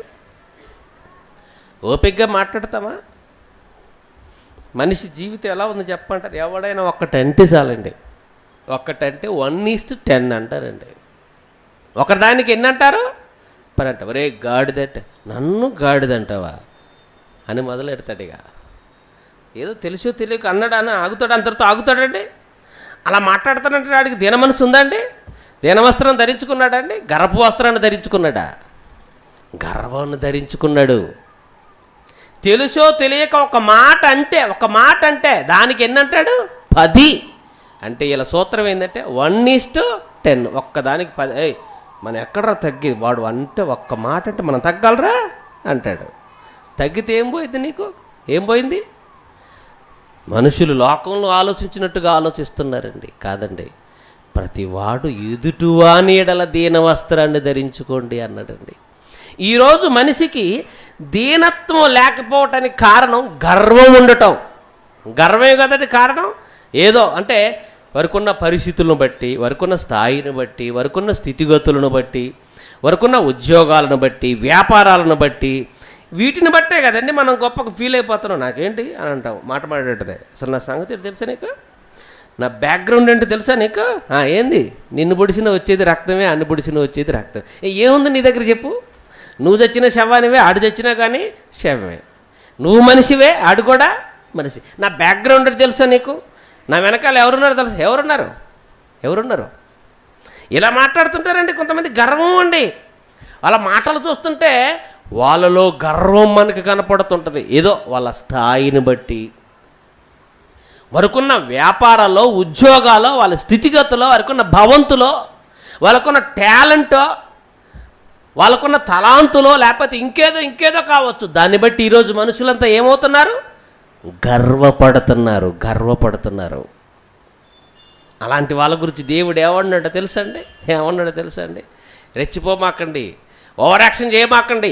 అసలు మిమ్మల్ని ఆ స్థితిలో ఉంచిన వాడు నేనే అంటున్నాడు యెహోవా. ఒకసారి ఇర్మియా గ్రంథం 9వ అధ్యాయం 23వ వచనాన్ని మనం చూస్తుంటే, ఇర్మియా గ్రంథం 9వ అధ్యాయం 23వ వచనము,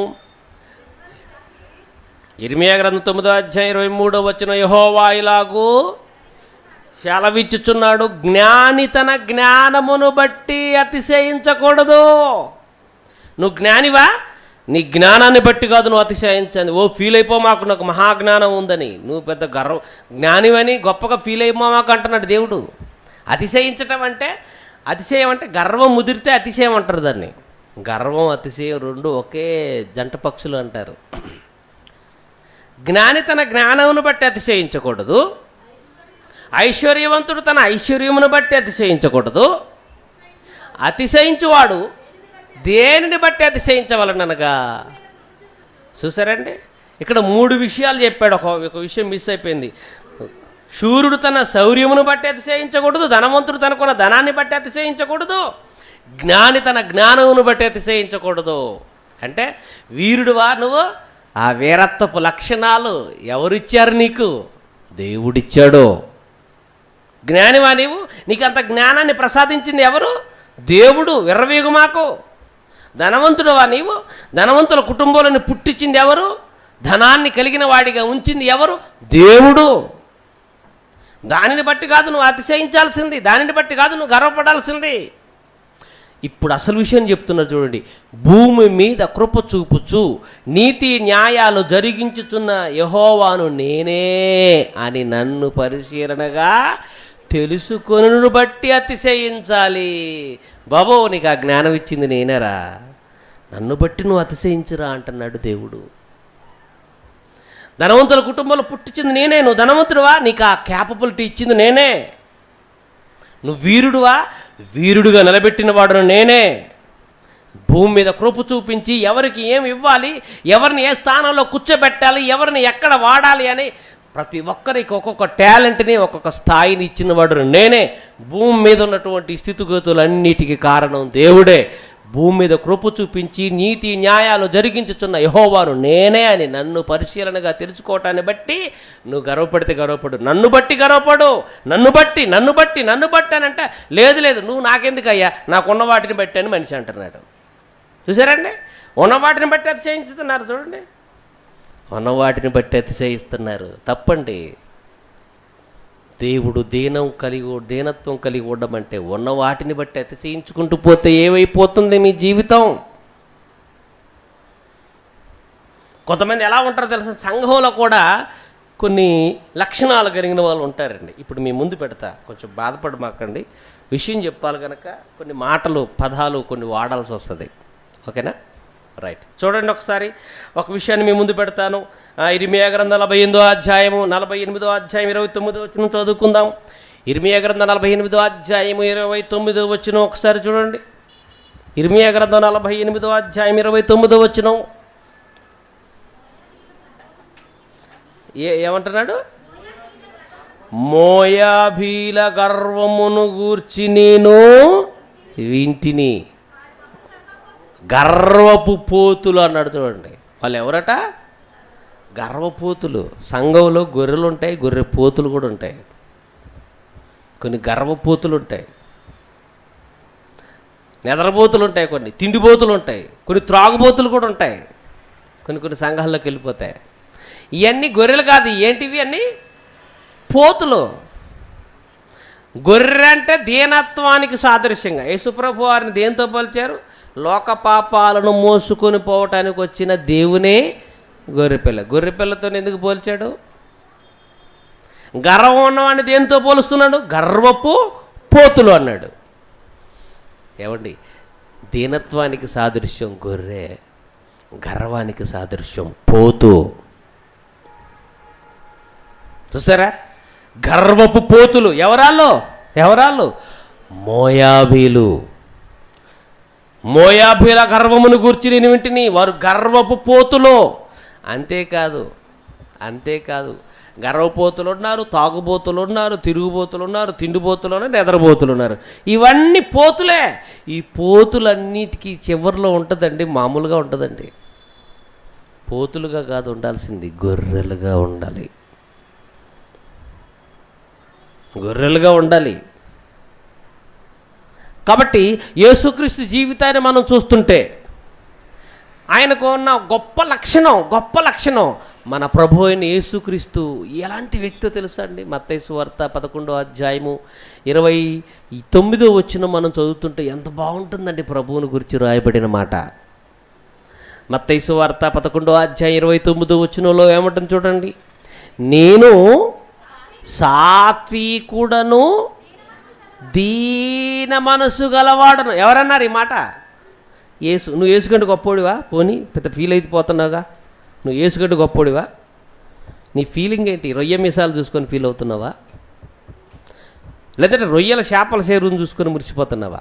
అసలు దేని చూసుకొని మురుతున్నాను? అసలు దేనికి? నీ జీవితంలో ఏదో చూసుకొని ఫీల్ అయిపోతున్నావే. అసలు యేసుని చూడు, కలిగి ఉన్నది ఏది ఆయన లేకుండా కలుగలేదు. అన్నిటికీ ఆయనే మూలం. ఇప్పుడు ఆయనే ఏమంటున్నాడు? అన్ని ఉన్న ఆయనే. బుద్ధి జ్ఞానముల సర్వ సంపదలు ఎవరిలో ఉన్నాయి? యేసుక్రీస్తులోనే ఉన్నాయి. ఆయనే గొప్ప మల్టీ మిలియనీర్, ఆయన గొప్ప ధనవంతుడు, ఆయన శ్రీమంతుడు.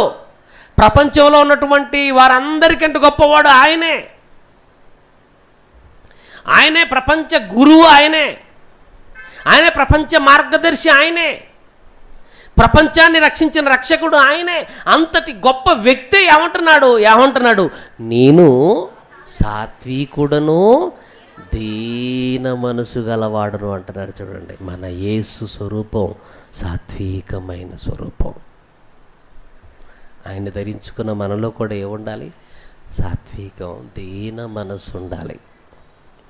ఓపిక, తగ్గింపు, సహనం, ఓర్పు, ఇవన్నీ దీన మనసుకు పెట్టబడిన పర్యాయ పదాలు.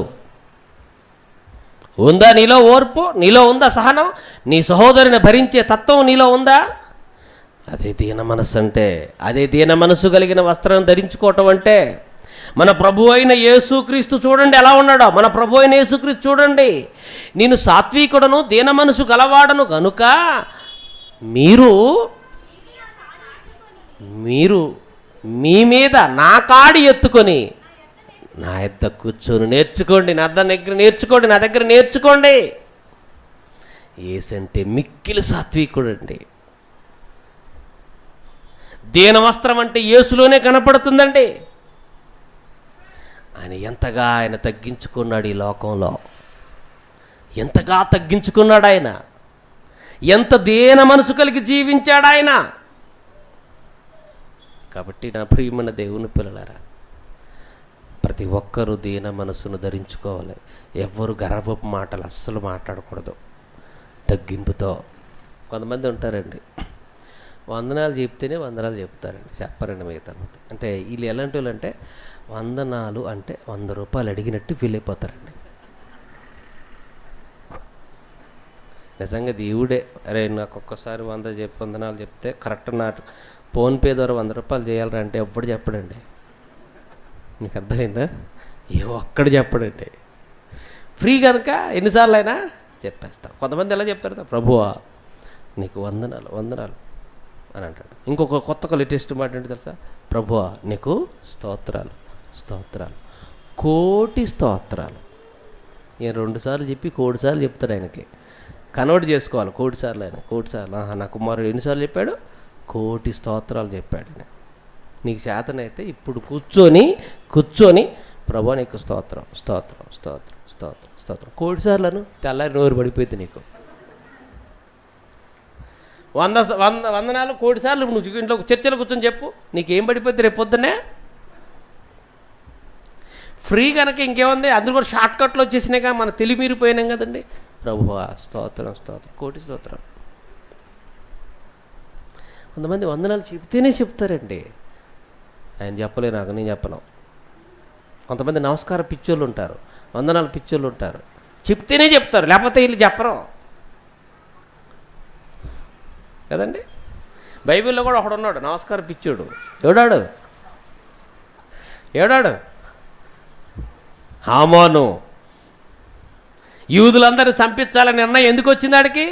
అందరూ గౌరవిస్తున్నారట. ఎవరు గౌరవించట్లేదు దాన్ని? ఆడు పిచ్చోడాడు, నిజంగా ఆడు నమస్కారం పిచ్చోడాడు, ఒక మాటలో చెప్పాలంటే కదండి. అట్టనే కొంతమంది ఉంటారండి, చెప్తేనే చెప్తారండి. నిజంగా నీలో దీన మనసు ఉందంటే నీ సహోదరుడు చిన్నవాడైనా బ్రదర్ అని పిలిచి, సంస్కారవంతంగా పిలిచి, వందనాలు బ్రదర్. చిన్నవాడైనా పెద్దవాడైనా నువ్వు రాగానే గౌరవం అనేది ఇచ్చి పుచ్చుకొని పెద్దలు నేర్పించారు మనకి. ఇచ్చి పుచ్చుకొని పెద్దలు నేర్పించారు. లేదు, పుచ్చుకొని ఇచ్చుకొని మనం చెప్తున్నాం. అవునా? చెప్పరాదు నీకేం పోయింది? కొన్ని సంఘాల్లోకి వెళ్ళిపోతాండి, పాస్టర్ గారికి 100 రోజులు చెప్పకపోతే బల్ల గుద్ది మరి బలగొట్టి మరి చెప్తా, నాకు చెప్పలేదు నువ్వు అని. అలాంటి వాళ్ళు కూడా తయారయ్యారు లోకంలో. ఇక ప్రసంగం అంతా ఈరోజు వాల్మీకిలు వెళ్ళిపోద్ది బయటికి. ఆ మేఘాలు ఆ రోజు వాల్మీకిలు వెళ్ళిపోయినట్టుగా ప్రసంగం అంతా ఆదివారం ఎవరు మీకెళ్ళి వెళ్ళిపోద్ది? ఆ వందనాలు చెప్పడం మీకెళ్ళి వెళ్ళిపోద్ది. ఇట్లాంటి పిచ్చోళ్ళు అందరూ ఉన్నారండి. నిజంగా ఎంత బాధకరమైన విషయం అండి. తప్పండి. నీ సహోదరుడు నువ్వు అనిపిస్తే, నీ తమ్ముడు అనిపిస్తే, నీ అన్న అనిపిస్తే నువ్వే ముందు పలకరించు. ఎలా మనం దీనవస్త్రంలోనికి ఎలా దీనత్వంలోకి మనం వెళ్ళాలంటే ఎక్కడి నుంచే స్టార్ట్ చేయాలి. ఎక్కడి నుంచి? పలకరింపులతోనే స్టార్ట్ చేయాలి. చేస్తారా? రేపటి నుంచి అదే చేయాలి. ఇప్పటి నుంచి అదే చేయాలి. వచ్చాము అంటే, సంఘంలోనికి వచ్చేసామంటే ముందు నా సహోదరుడికి నేను వందనాలు చెప్పాలి. కొంతమంది వందనాలు చెప్తారు. ఎలా చెప్తారు? 100 నాలో నీ గురించి, 100 నాలో నీ గురించి, ఆ ఫీలింగ్తో చెప్తుంటారు కొంతమంది. అంటే వాళ్ళ మొఖాలు చూస్తే వందనాలు అని అంటే ఇప్పుడు అంత వామ్మో నా గురించి 100 ఉన్నాయన్నమాట వాడి దగ్గర. ప్రియమైన దేవుని పిల్లల వద్దండి. నిష్కల్మషమైన హృదయంతో పవిత్రమైన హృదయంతో వందనాలు చెప్పండి. అప్పుడు నీలో ఏం కనపడుతుంది? దీనత్వం. నేను ఒకటి చెప్పమంటారా? నన్ను ఒకటి చెప్పమంటారా? అసలు ముందు సేవకుడే చెప్పాలి వందనాలు. నిజమంటే చూపిస్తా మీకు బైబిల్లో. రోమపత్రిక 16వ అధ్యాయము, రోమిలకు రాసిన పత్రిక 16వ అధ్యాయము చదవండి, మొదటి వచనం నుంచి. ఈ అధ్యాయం ఏంటో తెలుసా అంటే మీకు? పౌలు గారు తనతో కలిసి పనిచేసిన వారందరికీ వందన సమర్పణ చేస్తున్న అధ్యాయం ఇది వందన సమర్పణ చేస్తున్న అధ్యాయం ఇది. ఏమంటే సహజంగా వందన సమర్పణ కార్యక్రమం ఎక్కడుంటుంది చెప్పండి? ఎక్కడుంటుంది చెప్పండి? ఒక సభ పెట్టిన తర్వాత, సభ అంతా అయిన తర్వాత కన్వీనర్ ఏం చేస్తాడు? మైక్ తీసుకొని లైట్లు పెట్టిన వాళ్ళకు వందనాలు, పట్టాలు వేసిన వాళ్ళకు వందనాలు, భోజనాలు వడ్డించిన వాళ్ళకు వందనాలు, వాక్యం చెప్పిన పాస్టర్ గారికి, మరి దైవ సేవకులకు వందనాలు, డబ్బులు ఇచ్చిన వారికి వందనాలు, కరెంట్ ఇచ్చిన వాళ్ళకు వందనాలు, పోలీసు వాళ్ళకు వందనాలు అని ఎవరు చెప్తారు? కన్వీనర్ గారు చెప్తాడు. అవునా కదా? ఇప్పుడు ఇది మనసులో పెట్టుకొని ఇప్పుడు అధ్యాయం అంతా చదవాలి మీరు ఇంటికి వెళ్ళిన తర్వాత. ఇప్పుడు కాదు, ఇంటికి వెళ్ళిన తర్వాత ఈ అధ్యాయం అంతా చదవండి. పౌలు గారు ఎందుకు వందనాలు చెప్తున్నాడో మీకు అర్థమవుతుంది. పౌలు గారు ఏం చెప్తున్నాడు?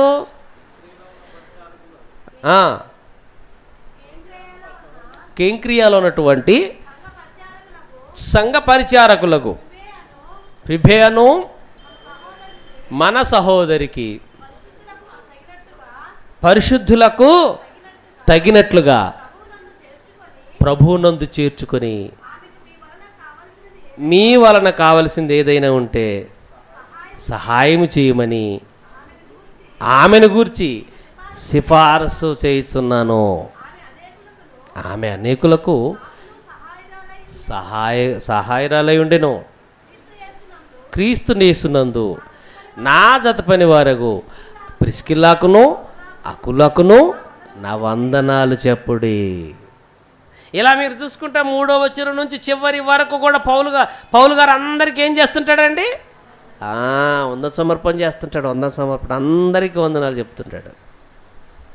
కాబట్టి ఒక దైవ సేవకుడు దీన మనసుతో సంఘానికి నిజంగా మాదిరి చూపిస్తూ ఉంటుంటే సంఘంలో ఉన్న వారందరూ కూడా దీన మనసుతో అందరి ఎడలా ప్రవర్తిస్తుంటాడు. కాబట్టి సంఘ కాపురంలో మాకు కూడా అవగాహన ఉంది. ఆయన మాట్లాడితేనే మాట్లాడాలి, లేకపోతే ఆయన పలకరిస్తేనే పలకరించాలి, లేదంటే ఆయన నాకు వందనాలు చెప్తేనే నేను వందనాలు చెప్పాలి. ఇది కాదండి. దీన మనసున్నవాడు మాట్లాడతాడు, చెప్తాడు. ఆలోచించండి ప్రియమైన దేవుని పిల్లలారా. కాబట్టి మన యేసు ఎవరట? మిక్కిలి సాత్వికుడు, దీన మనసు గలవాడు కనుక ఆయన దగ్గర కూర్చొని మనం నేర్చుకోవాలి. మన యేసు సాత్వికుడా, దీన మనసు కలిగిన వాడా? చూద్దామా బైబిల్లో? అపోస్తల కార్యగ్రంథం 8వ అధ్యాయం 32-33 మనం చూస్తుంటే చూడండి ఎంత బాగుంటుందో. అపోస్తల కార్యగ్రంథము 8వ అధ్యాయం 32-33 వచనాలు మనం చూస్తుంటే చూడండి అక్కడ ఏమని రాయబడిందో ఒకసారి చదవండి. అతడు లేఖనమందు చదువుతున్న భాగం ఏదనగా, ఆయన గొర్రె వలె వదకు తేబడెను, బొచ్చు కత్తిరించు వాని ఎదుట గొర్రె ఏ విధంగా మౌనంగా ఉండెనో అలాగే ఆయన కూడా నోరు తెరవకుండా మౌనంగా ఉండెను. ఇప్పుడు ఫిలిప్పు నపుంసకుడిని కలుసుకున్న సమయంలో నపుంసకుడు రథం మీద వెళుతూ చదువుతున్న యెషయా గ్రంథంలో భాగం ఇది. ఆయన చదువుతున్నాడు ఏమని? బొచ్చు కత్తిరించు వారి ఎదుట గొర్రె ఏ విధంగా అయితే మౌనంగా ఉందో అలాగే ఆయన మౌనంగా ఉన్నాడు అన్న భాగం చదువుతున్నాడండి. ఈ భాగం ఎక్కడుందో తెలుసండి బైబిల్లో? ఒకసారి చూద్దామా? యెషయా గ్రంథం మనం చూడగలిగితే ఏమండి 53వ అధ్యాయము 7వ వచనం. అతడు దౌర్జన్యం నొందాడు, బాధింపబడినను అది నోరు తెరవలేదు. వదకు తేయబడిన గొర్రె వలె బొచ్చు కత్తిరించు వాని ఎదుట గొర్రెయు మౌనంగా ఉండినట్లు అతడు నోరు తెరవలేదు. చూసారండి? ఇక్కడ రాయబడిన ఈ మాటలను ఎవరు చదువుతున్నారు? ఒక రోజున నపుంసకుడు చదువుతున్నాడు. ఈ మాటలకి భావం ఆయనకు అర్థం కాకపోతే ఫిలిప్పు వెళ్ళి చెప్పాడు, అది యేసుక్రీస్తుని గురించి అని చెప్పి అతనికి సువార్త ప్రకటించి దారిలో వెళుతుండగానే బాప్తిసం ఇచ్చాడు. కానీ మన ప్రభు అయిన యేసుక్రీస్తుని గురించి చదువుతుంటే ఎంత దీన మనసు! శిలువకు అప్పగించబడే ముందు ఆయన చూపించిన దీనత్వం చూడండి. ఆయన మీద నేరాలు మోపుతుంటే మౌనంగా ఉన్నాడు ఆయన, ఒక్క మాట కూడా మాట్లాడలేదు. అలాంటి శిక్షలు ఏమన్నా మనకేమన్నా ఎదురయ్యాయా? నిజంగా అలాంటి పరిస్థితులు ఏమన్నా మనకు ఎదురయ్యా? మన జీవితంలో ఎవడైనా మన మీద 2 నేరారోపణలు చేస్తే మనం మాట్లాడతామండి, మామూలుగా మాట్లాడమండిగా అని లాయర్ గారి కంటే బిట్లు ఎక్కువ వదులుతామండి, సెన్సేషనల్ పాయింట్స్ అన్నీ వదిలి మనం విడిపించుకుంటామండి. సరే నా సంగతి తెలుసా నీకని. నిజంగండి యేసు ఆ సమయంలో మౌనంగా ఉండటమే మంచిది. అందుకనే మౌనం జ్ఞానం అని కూడా బైబిల్లో రాయబడింది. ఆయన మౌనంగా ఉన్నాడు, దీన మనసుతో ఉన్నాడు. ఏమండి, గొర్రెవేల తల వంచి అక్కడ ఆ సమయంలో శిలువ శిక్షను అనుభవించడానికి సిద్ధపడ్డాడు కనుక యేసుక్రీస్తు ప్రపంచంలో మనుషులందరికంటే ఆయనే దీనుడు, దీనవస్త్రం ఉన్నవాడు అని మనకు అర్థం కావాలి. ఇప్పుడు మనమంతా ఒక్కసారి మనల్ని మనం ఆలోచించుకుంటే మన ప్రభు అయిన యేసుక్రీస్తే అంత దీనవస్త్రం కలిగిన వాడై ఉన్నాడే. రాజుగారు అడిగారు కదా, పిలాతు గారు ఏమని అడిగారు? ఆయన నీ మీద ఇన్ని నేరాలు మోపుతున్నారు, నువ్వేం మాట్లాడవా? నువ్వేదైనా మాట్లాడితే నేను విడిపించే ప్రయత్నం చేస్తాను అని అంటే సైలెంట్గా ఉన్నాడు ఆయన. ఆయన మాట్లాడుకుంటే ఆ రోజు విడిపించబడేవాడే, ఆయన మాట్లాడుకుంటే విడిపించబడేవాడే. కానీ మౌనం వహించడం ఎందుకు తెలుసా? ఆయన మౌనం వహించి సిలువ ఎక్కితే తప్ప మనందరికీ ఏం లేదు, రక్షణ లేదు. అందుకే ఆయన ఓపికతో తన ముందున్న సిలువ శిక్షనంతా, ఏమండి చూడండి, బొచ్చు కత్తిరించే గొర్రె ఏ విధంగా తెలిపోతుందో, వదకు తేపడిన గొర్రె పిల్ల ఏ విధంగా తెలిపోతుందో అలాగే వెళ్ళిపోయాడు. నష్టం ఆటెడుతుందని తెలిసినా, కష్టం ఉందని తెలిసినా, తన ప్రాణం పోతుందని తెలిసినా అలాగే వెళ్ళిపోతున్నాడండి. ఈరోజు మనమంతా బాప్తీసం తీసుకునే ముందు చదువుకునే వాక్యం ఏంటి? క్రీస్తులోనికి బాప్తీసం పొందిన మీరు ఎవరు ధరించుకున్నారు? క్రీస్తు ఏం ధరించుకొని ఉన్నాడు? దీనవస్త్రం. మరి మనం ఏం ధరించుకున్నామని చదువుకుంటున్నాం? క్రీస్తుని ధరించుకున్నామంటే మనలో కూడా ఏం కనిపించాలి? మరి ఏది మరి ఏంట్రా అంటే, ఏంద్రా నన్ను రా అంటున్నావు అంటే మనలో ఏముంది చెప్పండి? దీనత్వం ఏముంది చెప్పండి? ఎంత దీనత్వం ఉందో చెప్పాలంటే మీ మధ్యలో దూరేసి అలా కూర్చున్న వాళ్ళు అటు ఇటు తిరుగుతూ కాలుతో అలా తన్నుకుంటూ పోతుంటే తెలుస్తుంటుంది ఎంత దీనత్వం ఉందో. గాడిదిలా ఉన్నాడు, తనుకుంటూ పోతున్నాడు అనుకుంటాం మనసులో, పై కనపడకపోయినా. అయ్యో సోదరుడు చూడక చేశానులే అని అనుకుంటామా? అవునా కదండి? నిజంగా ఆ ఓపిక, ఆ సహనం, ఆ ఓర్పు, ఆ దీనత్వం అందరికీ రావాలి. ఇదే దీన వస్త్రాన్ని ధరించుకోవటం అంటే. నీకు అర్థమైందా? ఇదే దీన వస్త్రాన్ని ధరించుకో, తగ్గింపండి. దీనవస్త్రం అంటే విమ్రులుగా విధేయత చూపించట ఎదుటివారి ఎడల, అందరి ఎడల అన్నాడు. చూడండి, ఒక్కరికి కాదు, కొంతమంది బాసులకు మాత్రమే లోపడతారు. పని చేస్తున్నారుగా మీరు అంతా, ఇక్కడ ఉన్నారంటే ఏదో ఒక ప్రైవేట్ జాబ్ అదేదో హైదరాబాద్ వచ్చి చేసుకుంటున్నారు. ఇప్పుడు మీ మీద ఒక బాస్ ఉన్నాడు, ఆయన ముందు ఏం చేస్తావు? ఇలా చేతులు కట్టుకుని ఎస్ అంటే ఎస్ అంటావు తప్ప ఇంకేం అనవు. ఇక చెప్పండి సార్ ఇదే కదండి అనేది.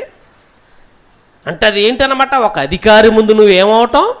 విధేయత చూపించటం. అధికారి కనుక లోపడుతున్నావు. అదే చిన్నోడైతే, నీకెంత ఉన్నోడైతే మీద చేసి ఏంద్రా సంగతి చెప్పు అని అంటావు. మారిపోద్ది అక్కడికి వచ్చారు కదా సీరంతా. కానీ ప్రియమైన దేవుని పిల్లలారా, ఒక అధికారిగా అజమాయిషి సెలాయించి సమయం వచ్చినా ప్రతి ఒక్కరూ దీన మనసు ఖచ్చితంగా కలిగి ఉండాలి. ఇది యేసు మనకు నేర్పించిన నీతి. ప్రియమైన దేవుని పిల్లలారా, ఏమండి, ఇది మనకు అందరికీ ఆత్మీయ పాఠం కూడా. సవాళ్ళతో ఎన్నో ప్రసంగాలు విన్నారు, మీరు విన్నారండి? నిజంగా హైదరాబాద్లో ఉన్నాయి ఇప్పుడు ఎంతమంది చక్కగా మనం ఇక్కడ మియాపూర్ కాలేజీలో ఉన్న పిల్లలందరూ వచ్చి ఇక్కడ కూర్చున్నాం, సంతోషం. అదే ఒక డిబేట్ లాంటిది అంటే ఎంతమంది ఎక్కువ మొత్తం కిటకిటలు ఆడిపోద్ది ఇదంతా. అంటే మనలో కొట్టుకోవడాలు కావాలన్నమాట. చక్కగా పొలైట్గా ఆత్మీయ జీవితానికి వచ్చే పాఠాలు వద్దనమాట వీళ్ళకి. బాగా ఇద్దరు అనుకుంటే సోషల్ మీడియాలో మంచి వాక్యం పెట్టి సీనన్న గారు నేను కానీ పెడితే 300 కూడా దాటదు. అదే ఎవడి మీద కౌంటర్ ఎత్తి మాట్లాడితే 3000 దాటిపోద్ది. అంటే ఇద్దరు అనుకుంటే బాగా చూసి అలవాట్లు ఉన్నాయన్నమాట. మనిషికి జబ్బు ఇది. మీకు అర్థమైందా? పెద్ద జబ్బు అండి ఇది. వెనకటి కాలంలో పల్లెటూరు ప్రాంతంలో ఎవరైనా పంచాయతీ పెట్టుకుంటాడు చూస్తుంటారండి. ఆ జబ్బు ఇప్పుడు సోషల్ మీడియాకి వచ్చేసిందండి. మంచి వాక్యం చెప్తే వ్యూస్ తక్కువే ఉంటాయి. అదే ఉన్న ప్రసంగాలు దేవుడి మీద చేయండి, అరగంటలో 1000 మంది చూసేస్తారు. నిజంగా నాకు అది బాధ అనిపించిందండి. అసలు మాట్లాడుకుంటే మంచిదే అనిపిస్తుంది, మాట్లాడుకుంటే మంచిదే అనిపిస్తుంది నాకు. ఎందుకు మంచి వాక్యం చెప్పినప్పుడు చూడని వాళ్ళు, మంచి వాక్యం చెప్పినప్పుడు ఎన్నోళ్ళు ఎందుకు ఇలాంటి కౌంటర్స్ మాట్లాడినప్పుడు చూడటం ఏంటి, వీళ్ళ ఇంట్రెస్ట్ ఏంటి అంటే వీళ్ళు బాగా ఉన్నారన్నమాట అని అనిపించేసింది. బాధ కూడా అనిపించింది ఒక్కొక్క సమయంలో. కానీ ప్రియమైన దేవుని పిల్లలారా, సత్యం తరపున ఎవరో ఒకరు తప్పనిసరిగా మాట్లాడుతున్నామండి. ఏమండి? కాబట్టి మన యేసుక్రీస్తు ఎవరై ఉన్నారని మనకు అర్థమైపోతుంది. దీన మనస్సును కలిగిన వాడు, సాత్వికుడు ఆయన, మిక్కిలి సాత్వికుడు ఆయన. మీరు ఇప్పుడు ఆయన ధరించుకున్నామే, మనమంతా ఆయన రక్తంలోనే పాపాలు కడిగి వేసుకున్నామే, ఆయన్నే ధరించుకొని మనం ఉన్నామే. మన దగ్గర కనిపించాలి కదండి ఆ దీన వస్త్రం అనేది, ఆ దీనత్వం అనేది. కాబట్టి గర్వంగా అస్సలు మాట్లాడుకోకుండా, గర్విస్తులుగా మనం అనుకోకుండా దీన మనసు కలిగిన వారిగా ఉంటే అది ఎంత మంచిదో మన ఆత్మీయ జీవితానికి కొన్ని మాటలు చెప్తానండి మీకు. ఒకసారి చూద్దామా? చూడండి ఒకసారి. యెషయా గ్రంథం 57వ అధ్యాయం 15వ వచనం చాలా బాగుంటుంది, చదువుకుందాం. యెషయా గ్రంథం 57వ అధ్యాయం 15వ వచనం ఒకరు చదవండి. ఒకరు, మహాగణుడు, మహోన్నతుడు, పరిశుద్ధుడు, నిత్య నివాసియగు నిత్య నివాసి అయి ఉన్నవాడిలాగా సెలవిచ్చుచున్నాడు. నేను మహోన్నతమైన పరిశుద్ధ స్థలాలను నివసించేవాడును, ఆయనను వినయము గల వారి ప్రాణమును ఉజ్జీవింపజేయుటకు, నలిగిన వారి ప్రాణమును ఉజ్జీవింపజేయుటకును, వినయము గల వారి యొద్ద, దీన మనసు కలిగిన వారి యొద్ద నివసించుతున్నాను. అంటే ఇప్పుడు దేవుడు ఎవరి దగ్గర నివసించడానికి ఇష్టపడుతున్నారని మాకు అర్థమవుతుంది. గర్విష్ఠుల దగ్గర కాదు, ఎవరి దగ్గర? దీన మనసు ఉన్న వారి దగ్గర, వినయ మనసు ఉన్న వారి దగ్గర నివసించటానికి దేవుడే యెహోవా ఇష్టపడుతున్నాడు. చూసారండి, దేవుడు ఎవరి దగ్గర ఉండటానికి ఇష్టపడతాడు, ఎవరితో నివసించడానికి ఇష్టపడతారు. మనం కూడా ఎవరితో ఎక్కువ సావాసం చేయడానికి ఇష్టపడతాం, మంచి వాళ్ళతోనే సావాసం చేయడానికి ఇష్టపడతాం కదండి. ఎప్పుడు కాకిలాగా కావు అరిసేవాడు ఉన్నాడు, వాడిని దూరంగా పెట్టేస్తాం, ముందు వాడి పక్క దూరేండ్రా బాబు అంటాం. ఎందుకు? కాకురుగాల్లాగా ఒకటే ఊరుతున్నాడు. మరి ఏం చేద్దాం? ఓపికస్తులు, నెమ్మదస్తులు, మంచి మనసున్న వాళ్ళని చూస్తుంటే మనకి జాలి కలిగి వాళ్ళతోనే ఎక్కువగా ఉండటానికి ఇష్టపడతాం. దేవుడు కూడా గర్విష్ఠుల దగ్గర అసలు ఉండటండి. గర్విష్ఠుల గర్వాన్ని అనుస్తాడండి ఆయన. గర్విష్ఠులు చూసినప్పుడు ఆయనకి మహా చిరాకండి. ఒక రోజున గర్విష్ఠున్నాడు, వాడు ఎవడంటే గొలియాతు గాడు ఏమని గర్వంగా మాట్లాడుతున్నాడు. ఏమైంది? ఇశ్రాయేలు సైన్యం అంతా ఏమైంది? ఇశ్రాయేలు దేవుడు ఏమైపోయాడు? ఎక్కడున్నారు వీళ్ళంతా? ఏమైపోయారని విర్రవీగుతూ జీవము గల దేవుణ్ణి, దేవుని సైన్యాన్ని దూషిస్తుంటే అందరూ సేవ తెచ్చిన వాళ్ళుగా ఉన్నారు. ఒక్క ఆయనకి పౌరుషం పొడుచుకొని వచ్చింది, ఆయనే దావీదు. ఇప్పుడు దేవుడు కూడా వీడు గొలియాత్ అంటే అజానుబాహుడు, పెద్ద భయంకరమైన ఆకారం వాడిది, అలాంటి పెద్దవాడిని కొట్టడానికి ఒక వీరునే రప్పించలే. అలాంటి గర్వపోతుని గర్వాన్ని అణచడం కోసం ఎవరిని లేపాడు అంటే పాలబొగ్గలుగా ఉన్న దావీదుని లేపాడు. దావీదుతోనే వాడిని పడగొట్టించాడు. అరే, నేను తలుచుకుంటే కట్టెతో కాదు, ఈటతో కాదు, దేనితోనే యుద్ధం చేసి జయించగలనని చిన్న బాలు నిలబెట్టి వాడిని కొట్టాడు. వాడి గర్వం అనిచ్చాడు, ఫిలిష్తీయుల గర్వం అనిచ్చాడు దేవుడు. కాబట్టి ఎవరి దగ్గరైతే దీన మనసు ఉంటుందో వాళ్ళతో నివాసం ఉంటాడు తప్ప గర్విష్ఠులతో కాదు. ఆయన కనుదృష్టి ఎవరి మీద ఉంటుంది, ఎవరితో కలిసి సహజీవనం చేయడానికి ఇష్టపడతాడు, ఎవరి యొద్ద దేవుడు ఉంటాడు అంటే దీన మనసు కలిగిన వారి యొద్ద అని మనకు అర్థమవుతుందండి. ఇంకొక మంచి మాట చూద్దామా? యెషయా గ్రంథం 66వ అధ్యాయం 2వ వచనం, 2వ మాట. యెషయా గ్రంథం 66వ అధ్యాయం 2వ వచనము, 2వ మాట.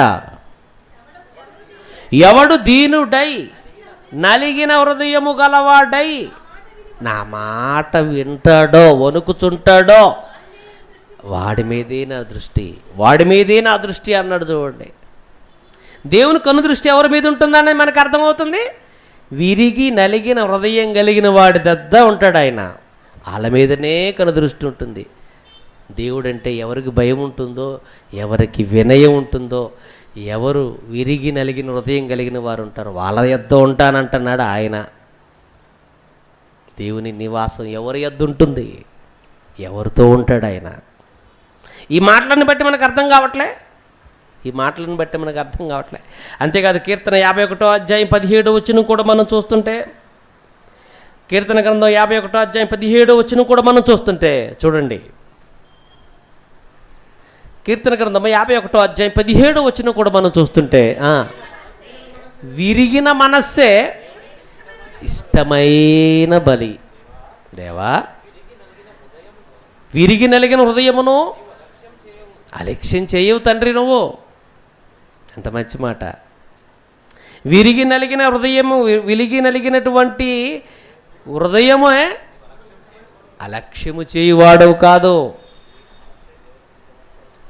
విరిగిన మనసే నీకు ఇష్టమైన బలి అన్నాడు చూడండి. అంటే ఎవరైతే విరిగి నలిగిన హృదయంతో ఉంటారో అది దేవుడికి ఇష్టమైన బలి అన్నాడు.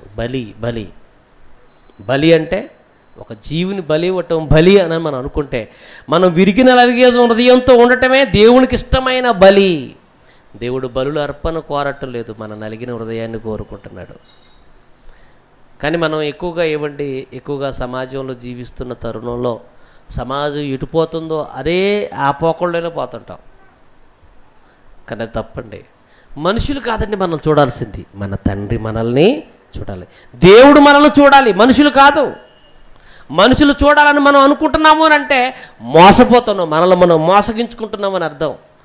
దేవుడు మనల్ని చూడాలి, దేవుడు మనల్ని మెచ్చుకోవాలి. ఇందాక అన్న చెప్పాడు నిజంగా లేయ గురించి. లేయ ఎంత బాధపడింది, ఎంత నలిగిపోయి ఉంటుందో.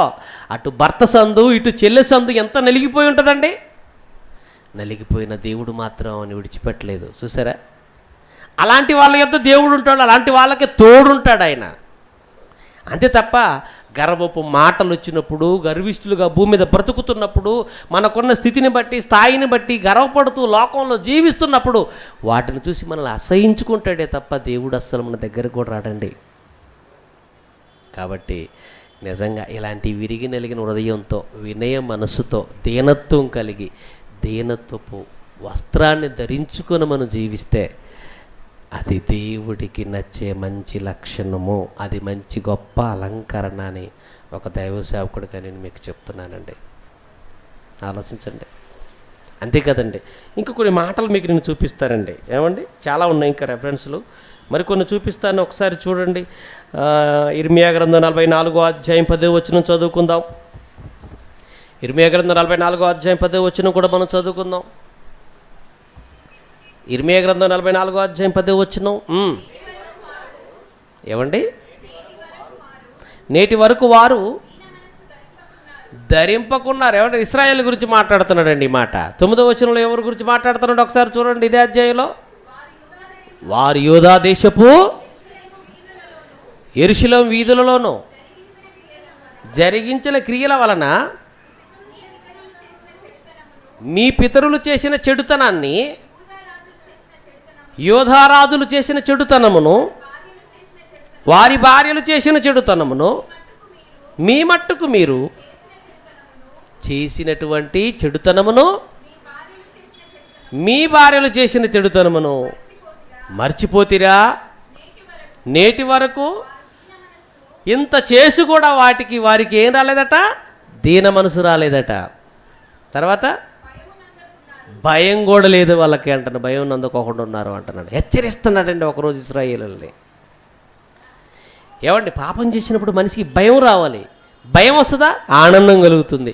ఏం పర్లేదనే, నేను ఎన్ని చేసినా దేవుడు నన్ను చూసుకుంటాలే అనుకుంటున్నాడు.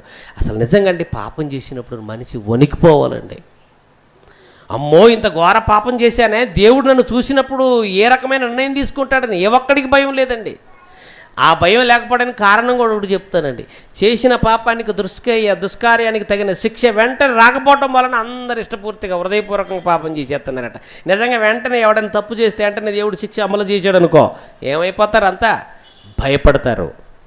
కానీ దేవుడు కరుణా సంపన్నుడు కదండి, ఎంతమందిని శిక్షిస్తాడని. అందుకే ఓర్పుతో సహనంతో సర్లే తర్వాత చూసుకుందాం వీడి సంగతి, ఆఖరిలో చూసుకుందాం వీడి సంగతి, తీర్పు దినం ఉంది కదా తర్వాత చూసుకుందాం అని అనుకుంటే హృదయపూర్వకంగా అందరు ఎవరి కష్టం వచ్చినట్టుగా లోకంలో బ్రతుకుతున్నట్టుగా మనం చూస్తున్నాం. ఒకరోజు ఇశ్రాయేలీలు యూదులు కూడా ఏమండి దేవుని పిల్లలు దేవుని సైన్యమైనటువంటి ఇశ్రాయేలుడు కూడా అలాగే బ్రతికారట. వాళ్ళ రాజులు వాళ్ళ భార్యలు అందరూ చెడుతనం చేసి ఏమాత్రం కూడా పశ్చాత్తాపం లేకుండా బ్రతుకుతుంటే ఇప్పటికీ మీకు దీన మనసు రాలేదే, మీరు తప్పు చేశామన్న భయం మీలో అసలు కనిపించడం లేదే అంటున్నాడు దేవుడు. ఆలోచించండి. కాబట్టి ప్రియమైన దేవుని వాళ్ళారా, నిజంగండి దేవుడంటే భయం ఉంటే, మనలో దీన మనసు ఉంటే ఏ విధమైన తప్పిదాన్ని కూడా మనం అసలు ముందుకు అడుగు వేయము అని ఈ మాటలు బట్టి మనకు అర్థమవుతుంది. వారు వేశారు, వేయకూడదని దేవుడు అంటున్నాడు. ఏమండి మీకా గ్రంథం 6వ అధ్యాయం 8వ వచనం కూడా మనం చూస్తుంటే, మీకా గ్రంథం 6వ అధ్యాయం 8వ వచనం కూడా మనం చూస్తుంటే ఇక్కడ కూడా ఏం రాయబడిందో చూడండి. ఓ మనుషుడా, ఏది ఉత్తమమో అది నీకు తెలియజేయబడి ఉన్నది.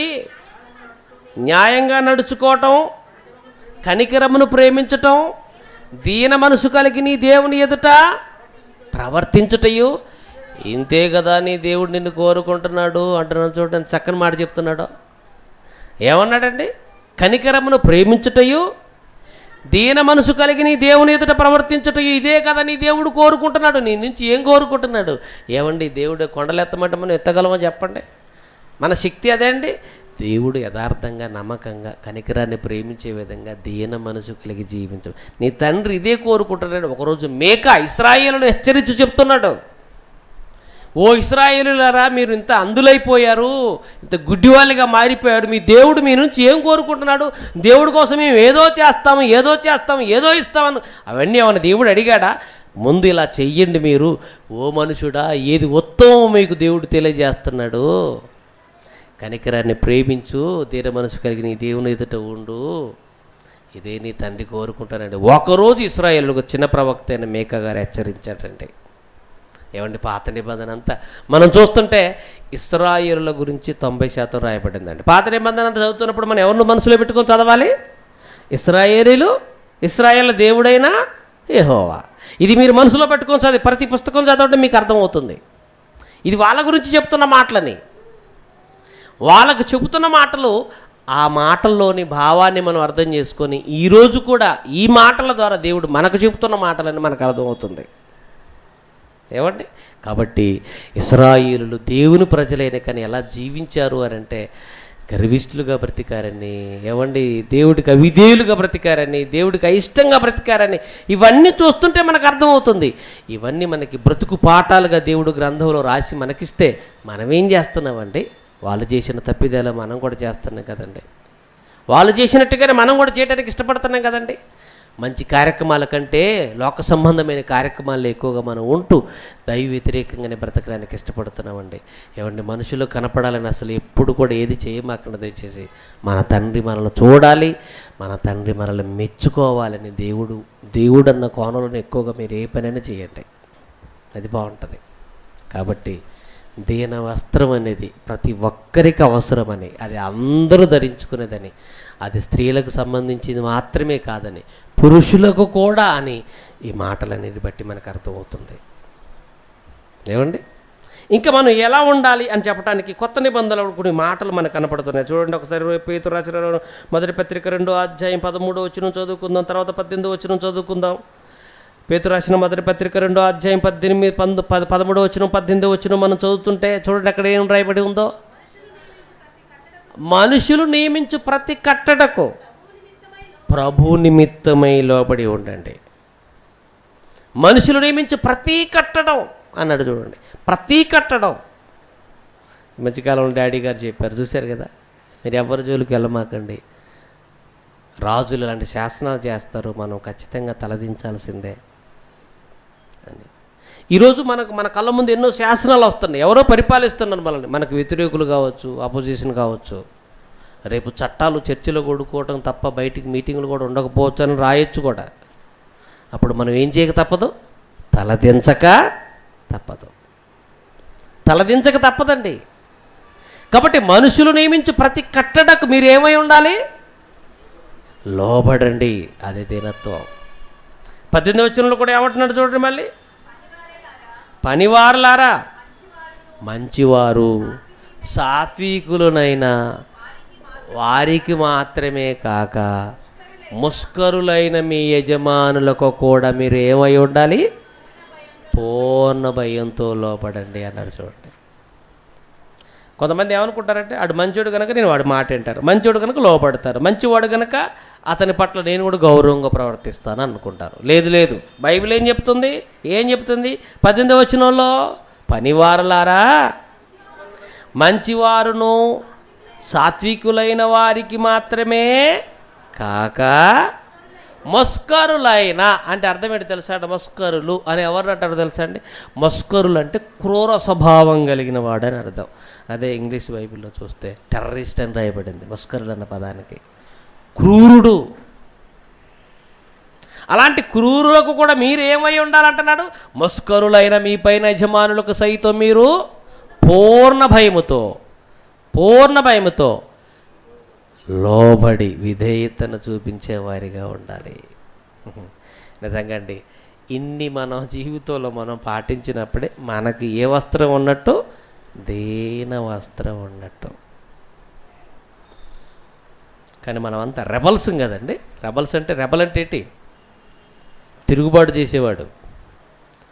తిరుగుబాటు చేసి ఒక్కడు ఏదైనా అన్నాడంటే వాడి సంగతి ఏం చూద్దాం అనుకుని వెళ్ళిపోతూ ఉంటారు కొంతమంది. దయచేసి అలా వద్దండి, దేవుడికి విడిచిపెట్టండి. యేసుప్రభువు వారు పగ తీర్చుకోవాలనుకుంటే ఎంతమంది మీద తీర్చుకునే వాళ్ళు చెప్పండి? ఎంతమంది మీద తీర్చుకోవాలి? కానీ ఏం చేశాడట ఆయన?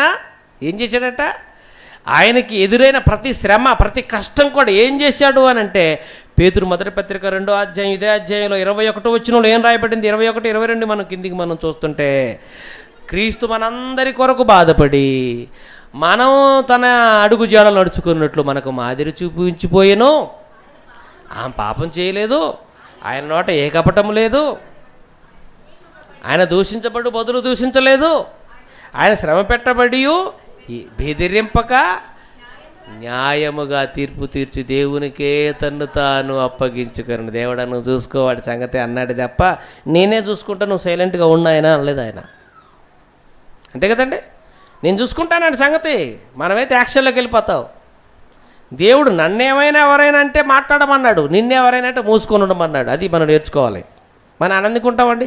దేవుడిని అంటే యెహోవా ఈరే అని అంటాం, మనల్ని ఎవరైనా కర్ర పట్టుకొని పరిగెడతాం. మనం ఇది రివర్స్ అయిపోయింది అంతా కదా. మనల్ని ఎవడనంటే కర్ర పెట్టుకొని పరిగెత్తుతుంటాయి, ఎవడని అన్నదే అని. దేవుడిని ఏమనంటే యెహోవా ఈరే, ఆయనే చూసుకుంటాడు. కాబట్టి యేసుప్రభు వారు చేసిన మంచి పని ఏంటంటే మనకు చూపించాడు, మాదిరి చూపించాడు. ఆయన అడుగుల్లో అడుగు వేయాలని మాదిరి చూపించాడు.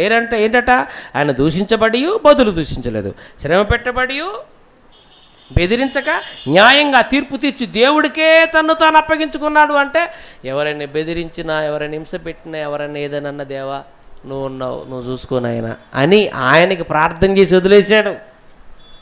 ఒకవేళ ఆయన యాక్షన్లోకి దిగితే ఆయన కూడా కర్ర పెట్టుకొని పరిగెత్తాలి సమాజంలో. అలా పరిగెత్తాలంటే ఇక జీవితాంతం అదే సరిపోద్ది. పాపల కోసం ప్రాణం పెట్టగలరు చెప్పండి. అందుకే నా పని అది కాదు, అది కాదనుకున్నాడు యేసుక్రీస్తు. నా పని అది కాదు, నా తర్వాత నన్ను వెంబడించే వాళ్ళ పని కూడా అది కాదు. అందుకే నేను వాళ్ళందరికీ ఏం చూపిస్తున్నాను? మార్గాన్ని చూపిస్తాను. నా అడుగులో అడుగు వేసినట్లుగా మార్గాన్ని చూపిస్తానని మాదిరి చూపించి మనందరికీ మార్గదర్శిగా ఆయన ముందెళ్ళాడు. ఆయన ముందెళ్ళి ఆయన అడుగులు వేసుకుంటూ రమ్మంటున్నాడు. మీరు ఎవరిని ఏమో అనమాకండి అంటున్నాడు, ఎవరి జోలికి పోమాకండి అంటున్నాడు, ఎవరైనా దూషిస్తే బదులు దూషించమాకండి అంటున్నాడు, ఎవరు హింసిస్తే మీరు హింసించమాకండి అంటున్నాడు, ఎవరికైనా లోబడండి అంటున్నాడు, అందరి ఎట్లా దీన మనసు కలిగి ఉండమంటున్నాడు, అందరి దగ్గర దీర్ఘశాంతంతో ఉండమంటున్నాడు. ఇవన్నీ చెప్తుంటే మనకు పిచ్చెక్కిపోతుంది. ఏంది అసలు ఏసంటే ఇలాగే ఉన్నాడని కదండి. కానీ ఏసంటే అదే. కాబట్టి సత్యం కోసం పోరాటం అది వేరు వింగు. కానీ మన ఆత్మీయ జీవితంలో ముందుకు సాగుతున్నప్పుడు ఈ దేన వస్త్రాన్ని మనం ఖచ్చితంగా ధరించుకోవాలి అని ఈ మాటలు బట్టి మనకు అర్థమవుతుంది. కష్టంగా ఉందా? ట్యాబ్లెట్ లోపలికి వెళ్ళట్లేదా? ట్యాబ్లెట్ ఏమంటే చాక్లెట్ ఎలా ఉంటుంది, ట్యాబ్లెట్ ఎలా ఉంటుందండి? చాక్లెట్ ఎలా ఉంటుంది, ట్యాబ్లెట్ ఎలా ఉంటుంది? చాక్లెట్ తీయగా ఉంటుంది. నోటి మీద నోట్లో నాలుగు మీద పెట్టుకుంటూ ఏం చేస్తాం, ఇటు అటు ఇటు అటు ఎంత తృప్తిగా సాటిస్ఫాక్షన్తో లోపలికి పోతుంటుంది అది. అదే ట్యాబ్లెట్ అయితే నాలుగు మీద చాక్లెట్ పెట్టుకున్నాడు, ఎవరైనా పెట్టుకున్నాడు మీరు చూసారా? నాలుకంతా ఎల్లబెట్టి కొండ నాలుగు దగ్గర వేసేస్తాడు ట్యాబ్లెట్.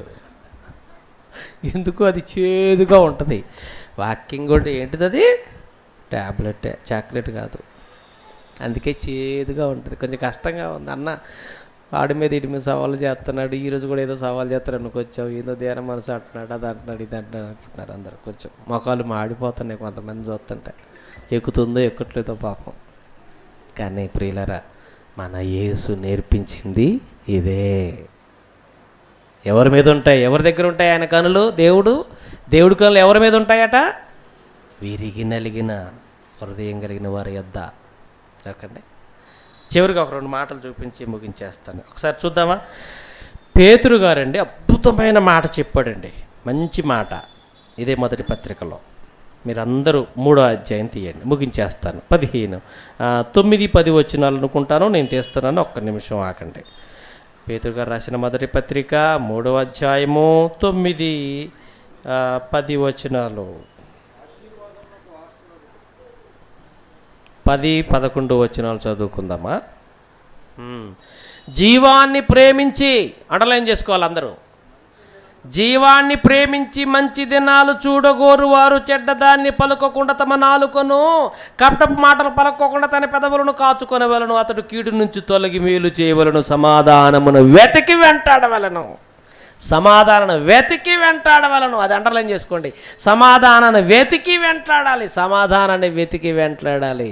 సమాధానం అంటే ఏంటి? పేరు పెట్టుకోకుండా సమాధానం సరిపోదు. కొంతమంది పేరు ఏం పెట్టుకుంటారు? సమాధానం. ఎవరైనా ఉన్నారా? బాధపడమాకండి, మన్నించండి, మీ గురించి నేను అనట్లే. ఎవరైనా ఉన్నారా పేరు పెట్టుకు సమాధానం అని? పేరు సమాధానం ఉంటుంది, కానీ ఆయన ఇంటి దగ్గర చూస్తే వెళ్తుంది ఎంత సమాధానంగా ఉన్నాడా కదా. సమాధానాన్ని ఏం చేయాలంటే మనం వెతికి వెంటాడాలి. ఇంట్లో చేతికున్న రింగ్స్ కానీ చెవులకున్న కమ్మలు కానీ పోయాయి అనుకో, ఏం చేస్తాం మనం? దొరికేదాకా వెతుకుతాం, ఇల్లంతా పోగు చేస్తాం, ఆ చెత్తంతా దులిపి లోపలంతా చెక్ చేస్తూ ఉంటాం, దొరికేదాకా వెతుకుతాం. ఇప్పుడు మీరు వెతకాల్సింది దేన్ని?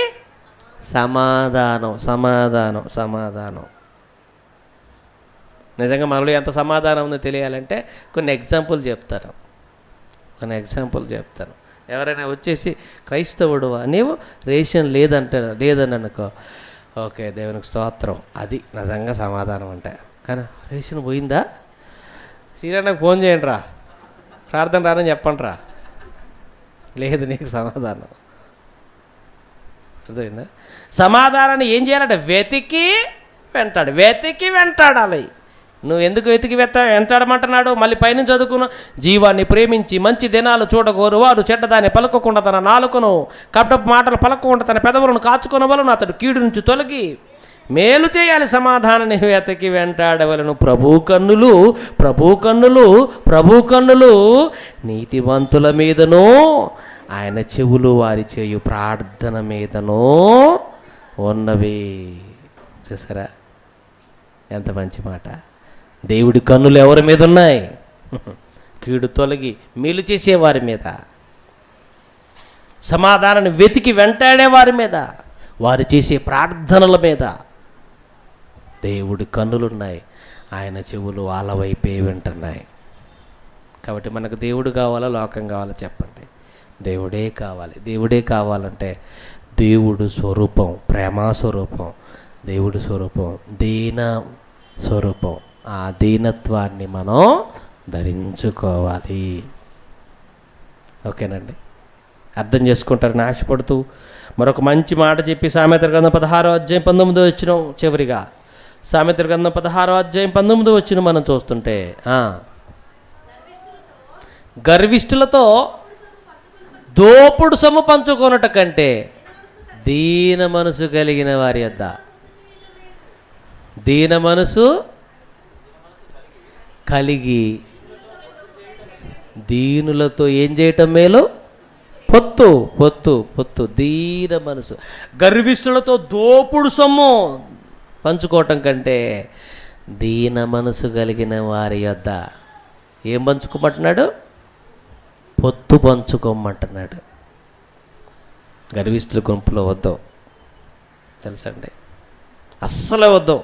మీరు అందులో ఉండమాకండి. అక్కడ దేవుడు ఉండడు, దీనుల దగ్గరే ఉంటాడు. ఒకరోజు దీనత్వం కలిగి నలిగిన హృదయంతో బ్రతికింది లేయా, ఆవిడకు తోడున్నాడు. అలాగే మనందరం దీనం కలిగి దీన వస్త్రాన్ని ధరించుకుని దీనత్వం కలిగి జీవిస్తే దేవుడు కూడా మనందరికీ తోడుగా ఉంటాడు. ఆయన కన్నులు మన మీదనే ఉంటాయి, ఆయన చెవులు మనం చేసే ప్రార్థన మీద ఉంటాయి.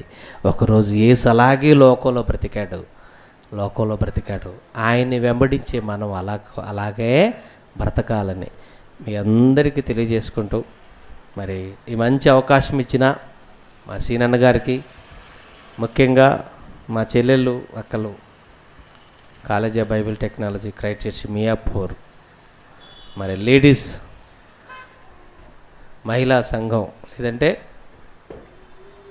స్త్రీల సమాజం వారికి ప్రభు అయిన యేసుక్రీస్తు నామములో నా బ్లెస్సింగ్స్ అందిస్తూ, అందరూ ఓపికతో నిజంగా మీ సంఘ కాపరికి లోబడుతూ గొప్ప కార్యక్రమాలు మీరు చేయాలని, మీరందరూ కూడా మీ అన్నగారికి లోబడుతూ మీరందరూ ఒక కుటుంబంలా ఉండి దైవుని కొరకు గొప్పగా బ్రతకాలని, అందరూ దీన మనసు కలిగి ఉండాలని, అందరూ ఒబీడియన్స్తో ఉండాలని, నిజంగా మీలో ఆ లక్షణాలు ఇంకా డెవలప్ చేసుకుంటూ, ఆల్రెడీ ఉన్నాయి, ఇంకా డెవలప్ చేసుకోగలిగితే మంచిదని కోరుకుంటూ, మీ మెచ్యూరిటీని, మీ పరిపక్వతను, మీ నడవడిని మీ ప్రిన్సిపాల్ గారిని అడిగి తెలుసుకుంటాను. అలా మీరు అందరూ బ్రతుకుతారని కోరుకుంటూ వందనాలతో మీ రాంబాబన్న ప్రార్థన చేసుకుందాం. ప్రేమగల తండ్రి, మీకు వందనములు, స్తోత్రములు. మీ మంచి మాటలు మీ పిల్లలకు చెప్పాను, నాకు చెప్పిన మాటలు మీ పిల్లలకు చెప్పాను, ఏది దాచుకోకుండా చెప్పాను నాయన. మీరు నాకు తెలియజేసిన జ్ఞానం అంతా ప్రకటించాను. నిజమే తండ్రి, మీరు దీనుల యొద్దే ఉంటారు, విరిగినలిగిన హృదయం కలిగిన వారి యొద్దే ఉంటారు. దీన వస్త్రం ధరించుకోమని చెప్తున్నారు. ఈ మాటలన్నీ మా జీవితంలో మేము అనుభవించి అనుసరించడానికి కృప చేస్తారని ఆశపడుతూ, చక్కని సంఘాన్ని మీరిచ్చి మరి నాయకుడిగా నిలబెట్టి మీ కుమారుడు మా సీనన్న గారు మీరు జ్ఞాపకం చేసుకొని నీ కుమారుని కాపాడి ఒక మంచి సంఘ కాపరిగా నిలబెట్టినందుకు మీకు స్తోత్రాలు చెల్లించుకుంటున్నాం. ఈ సమయంలో మరి చక్కని స్త్రీల సమాజాన్ని మీరు ఇచ్చారు, అదేవిధంగా పురుషుల్ని ఎంతోమంది స్టూడెంట్స్ మీరు ఇచ్చారు. అందరూ కూడా నీ కుమారుడితో కలిసి ప్రయాసపడటానికి సహాయం చేయమని, మరి భవిష్యత్తులో ఎన్నో కార్యక్రమాల కొరకు సిద్ధపడుతున్నారు. ఈ ట్విన్ సిటీస్లో అనేక మంది నశించిపోతూ ఉన్నారు, సత్యం తెలియక బాధపడుతూ ఉన్నారు. వారందరినీ కూడా మీ వాక్యం చేత నడిపిస్తారని ఆశపడుతూ, కాలేజ్ ఆఫ్ బైబిల్ టెక్నాలజీ మియాపూర్ని మీరు డెవలప్ చేస్తారని ఆశపడుతూ, నీ చేతులకి అప్పగించుకుంటూ, మరొకసారి నాయన మీరు నాకు అవకాశం ఇచ్చినందుకు మీకు స్తోత్రాలు చెల్లించుకుంటూ, మీ పిల్లలందరినీ దీవించుమని, మంచి ఆరోగ్యం ఇచ్చి ఆయుష్నిచ్చి కాపాడమని, మా ఆత్మీయ తండ్రి గారు జయశాల్ గారిని జ్ఞాపకం చేసుకోమని, మా జోన్ డైరెక్టర్ మరి ఉపేంద్రనాథ్ గారిని జ్ఞాపకం చేసుకోమని, మా డిప్యూటీ డైరెక్టర్స్ని అదేవిధంగా జాయింట్ డైరెక్టర్స్ని జ్ఞాపకం చేసుకోమని, మా ప్రిన్సిపల్స్ అందరు జ్ఞాపకం చేసుకోమని యేసుక్రీస్తు ద్వారా ఈ ప్రార్థన మీకు చేయుచున్నాము తండ్రి, ఆమేన్. థ్యాంక్ యూ అండి, అందరికీ వందనాలు. ఇప్పటిదాకా నన్ను భరించినందుకు మీకు థ్యాంక్ యూ.